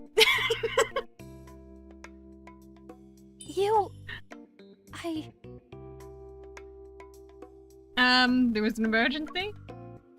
An emergency mission came up. Another mission. Ah, I see. So I should assign you a mission next time I want to see you. Didn't show up, didn't answer your phone. I thought you were in trouble. Sit down already. Stop looking like I'm picking on you or something. The sea turtles are naked now, apparently. You oh wait, haven't no, it's answered not. my I first think question. the jellyfish are. Why are you in the hospital? Because I'm injured, of course. I'm gravely ill. Yeah, you look it. He looks super energetic, though. Right. I brought you some fruit? Oh, that's so sweet of you. I mean... Is that all you have? An apple? Yeah, I think it was sea turtle. Hang on, we can, yeah. Jellyfish are walking naked, sea turtles are climbing trees, sharks are eating grass for free, and finally you remembered me. That's what he said. It's already late, and there was only one fruit stall still open. This is the last apple. Fine. I've been craving an apple all day. You know me so well. Knife's over there. Feed me? He's pushing his luck now. Maybe they do in Lumeria? Possible to give him little clothes there. Is it good? If it's from you, yeah. Where exactly are you hurt again? My leg. It's in a cast.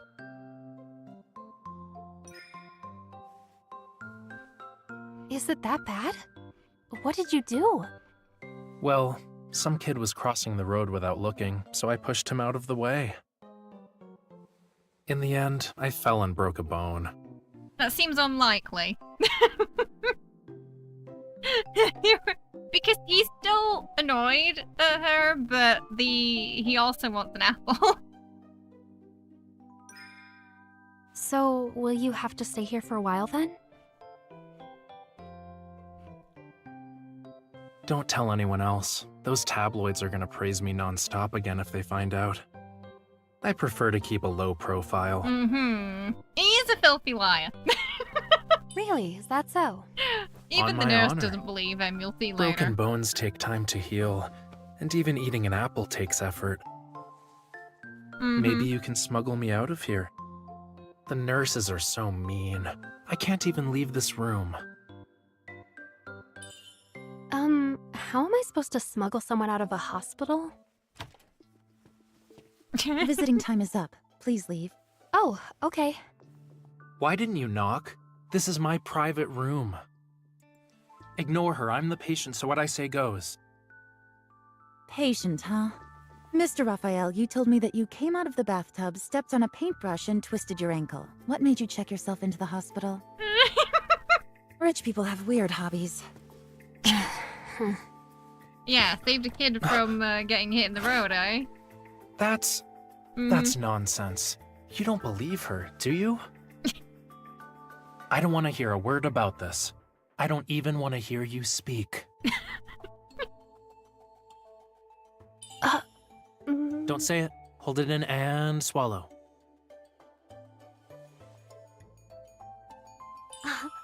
So that's how you got hurt. We're gonna... Quiet down, will you? You do know it's scary hearing that sort of laughter at this hour in a hospital, right? Hey, stop it. Did you lose your mind or something? Time's up. It's so noisy. Take your cast off and get some rest. I'm going to head home worry-free. Visits are half an hour, and you leave after only a few minutes? Face is really angry. Can you slap him? Oh, so he checks himself into the hospital thinking she's gonna come running. She doesn't because she's on a mission. And now he's even more fit. You're doing just fine. I have work in the morning. Wait for me. Huh?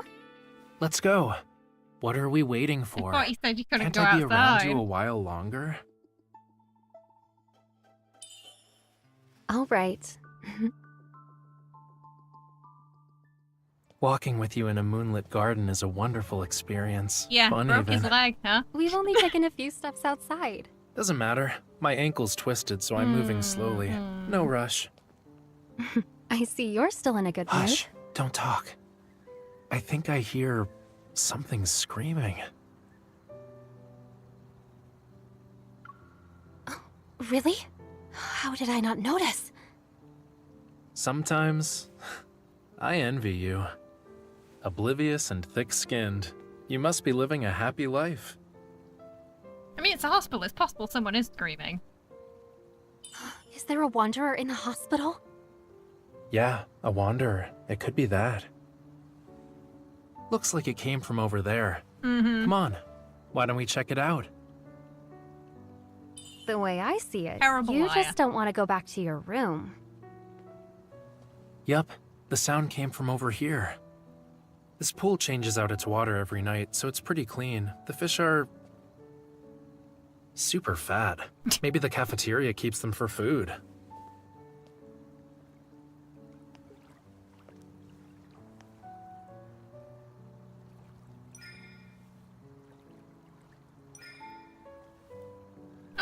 Look! Oh, a fish is stuck over there. Oh, the noise was just a clogged pipe. Tail's caught.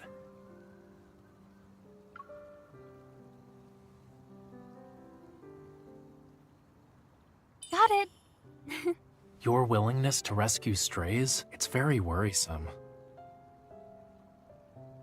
What's so worrying about it? One can never know what an innocent act of kindness means to someone. This is where he's gonna subtly, sort of scold her for forgetting about him in the past. What do you mean? Since you have a naive perspective on life, allow me to tell you a story. Listen closely, then decide whether or not to spread kindness wherever you go. A long, long time ago, I mean, a friend of mine. A friend. You have friends? Yep. Why wouldn't I? Don't interrupt me again. This friend of mine lives in the deep sea. And down there isn't very much, you know? Even the fish are ugly. After a while, he wanted to go to the surface and look around. One day, he did just that. But then, he found the surface to be as equally boring as the sea. So he went back home. Charm's not working on Wriggle. I'm feeling a little bored myself. A little patience, please. I'm not even at the good part yet. So, anyway, on the way back, he got stranded on a beach. And that's when they met. Just like the fish from earlier. No way out, no hope, and waiting to die. And then? He met someone who did things without asking, like you, and she rescued him. Of course, the only reason she rescued him was because of his dashingly good looks. He was still very handsome, even when he was half dead. Unwittingly, the girl was drawn to him. Actually, we can say his otherworldly charm did him a few favors.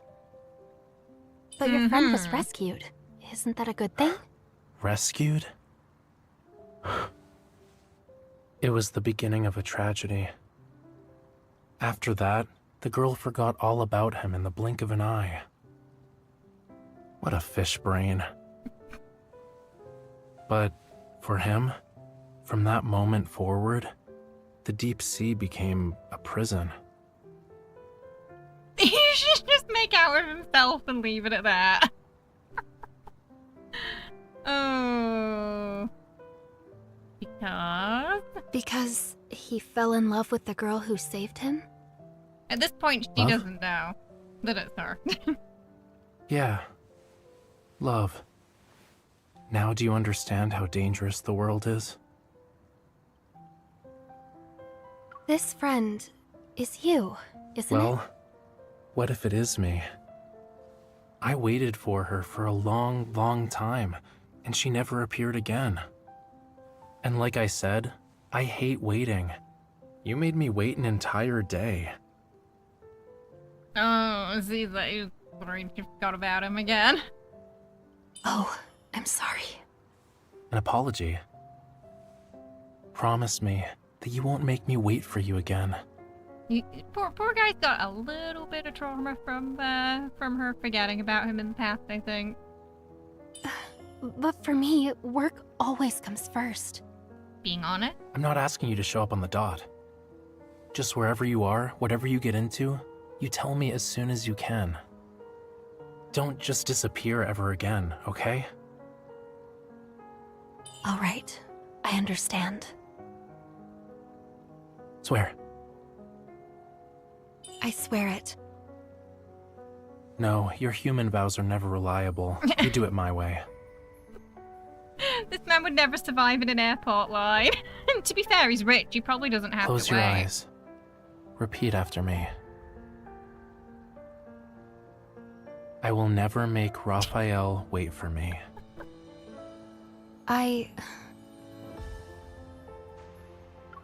I will never make Rafayel wait for me. Good. Where did the fish come from? This is a ceremonial vow of my people. Fish are the emissaries of the ocean. If the vow has the blessing of the ocean, then a fish will appear between our palms. Don't forget what you said today. Aha! Found you. How romantic. Sneaking out with a twisted ankle for a date. Mr. Rafayel, you're such a Romeo. Come on. I'm just trying to escort her home. Yes, I'm sure you are. The nurse It's is like, getting get out of late. my hospital. You should probably head back. I get out in 2 days. Pick me up. 2 days? And remember, don't be late again.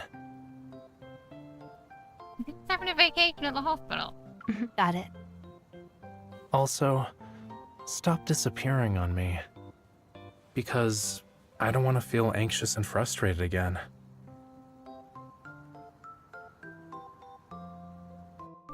So in the main story we just watched, that is when she knows it was him. He was talking about here. And the dots finally connect. I'm not sure what the time frame is though between the bond and then that story. I think a couple of things happen in between that. Ooh, alright, goodness. We got through a little bit, so we still got one more little story branch with Xavier to go before we get to Caleb next time. He'd get roasted on Twitter if he... To be fair, I feel like he ditches, you know, he gives as good as he gets.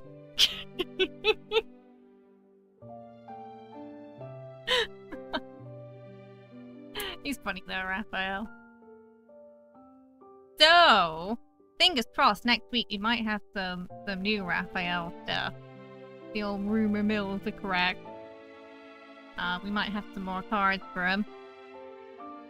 2 days for sprained ankle. I broken wrists, arms, and foot and ribs, and I bet cast you can get and then get sent home. I didn't get no bed rest. I mean, I don't even think his ankle's twisted, to be fair. I was, yeah, even that I suspected. Regal, thank you so much for the 5 gifted members. Teal, Tibulus, we got Captain, we got Creamy. Welcome to the family. Hope you all enjoy your emotes and your new badges as well. Thank you so much. I appreciate it. So much, Regal. Very kind of you. Bit of a short and sweet stream for today. We're gonna go feed the kitty cats because we reached our goal for today. You hear that, Killy? Treat time! Woo! Alright, we ready for Tritos? So we're gonna continue the main story next week. And yeah, like there should be, if we're lucky, we'll have a new event as well to dive into. This game gets a crazy amount of updates. So there's usually something new every week. Okay, I will be right back. We're gonna go feed the kitty cat.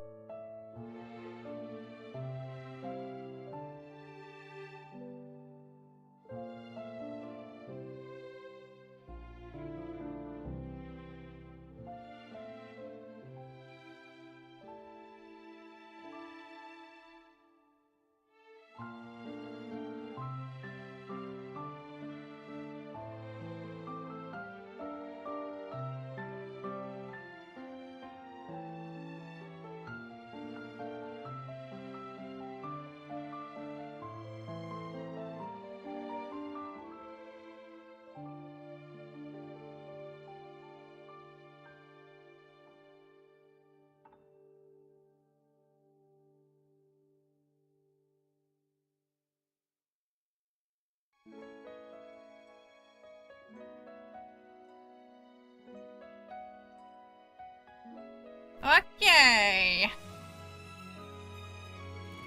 Fritos.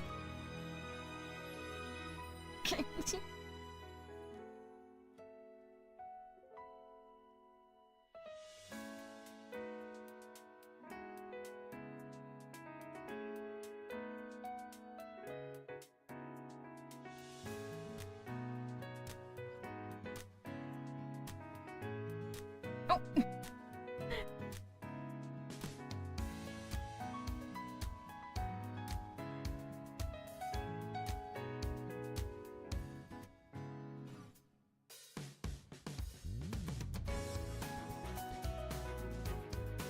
Oh, holding my hand.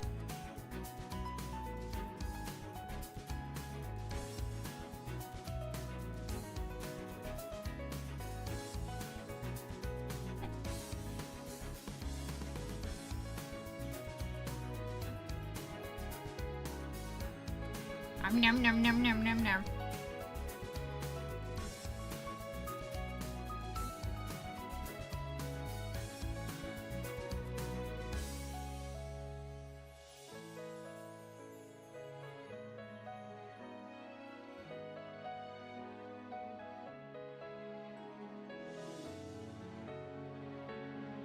Ooh.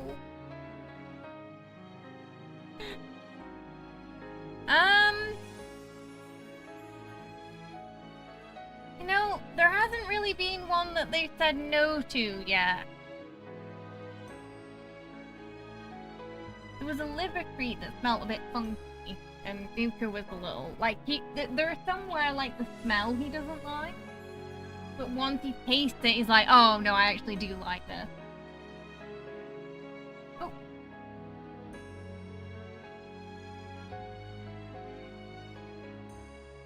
So, yeah, for Nuka, seems to be certain smells put him off, but if he likes the taste, he'll still sit. Really?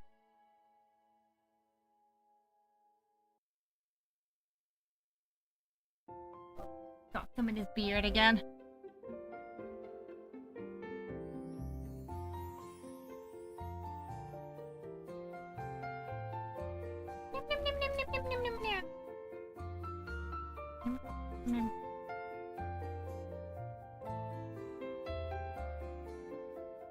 Delicious.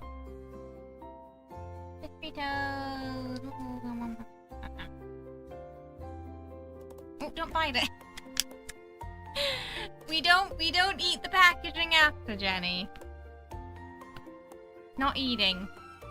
Not eating. Your cat's picky with textures. Yeah, some cats can be really fussy, can't they? It really depends on the cat.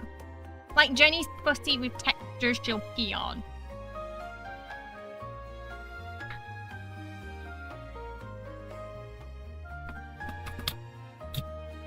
But okay.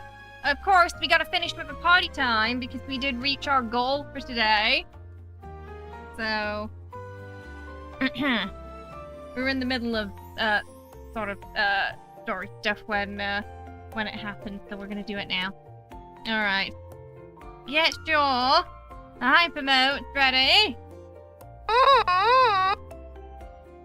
We're gonna sing the song to celebrate hitting the daily goal today.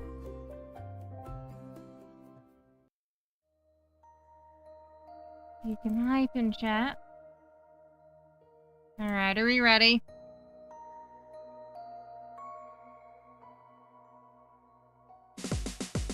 Oh, wait, I can't hear it.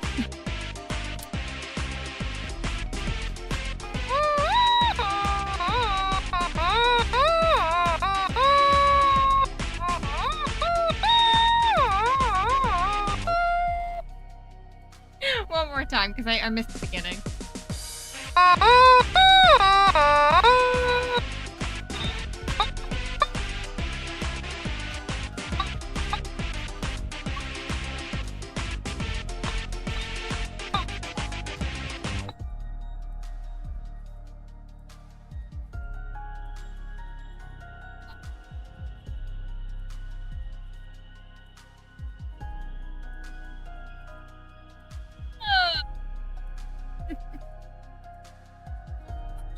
Joining us today for another chill lad stream. We'll be making our way through more of the story next week, and fingers crossed we'll have another event too. There is a stream tomorrow. Tomorrow we'll be live on Twitch and YouTube again as always for Expedition 33 as we continue through Act 3, and I believe we are fighting the third Axon early tomorrow. The third and final Axon, which I believe is part of my elf quest. So it's going to be good as we bulk up and get ready for our Renoir fight and do all of the little side quests before heading back to Lumiere. Ooh, if you haven't, you can follow me on Twitter and Blue Sky, Munchkin Jesse on both platforms. If you want to stay up to date with all the stream news. If you enjoy cosplay and all that good stuff, you can join us on Ko-fi for extra content. We're also on Discord if you want to get to know the community and also stay up to date with the stream news as well. We love having a natter over there. If you play lads, you can share all your screenshots of your builds and your cards and your polls there. We have a good time nattering about the game. Oh, goodness. Alright, I'm gonna go get some lunch. But looking forward to our expedition stream tomorrow. Fingers crossed I'll have the rest of the week schedule up by Thursday. I'm still waiting to hear back for what's happening later this week. I think they're still sort of finalizing things on their end, maybe. So I will let you know as soon as I know what is going on with all of that and the weekend streams. But there will be weekend streams, sort of regardless of what's happening, or if things get delayed. All right, everybody. Thank you so much for hanging out and for all the love today. I very much appreciate it. I hope you enjoyed the birthday event and story today that we saw. Yeah, hopefully we're gonna get a little bit more Rafayel next week. He's really funny. Oh, thank you, Regal. Have yourself a good night, yeah? Okay, I will see you all tomorrow. It's Expedition stream, so likely we'll start closer to 6 PM ET for that. As it'll be a bit of a cosplay day. I will see you later. Have a good one, everybody. Bye-bye.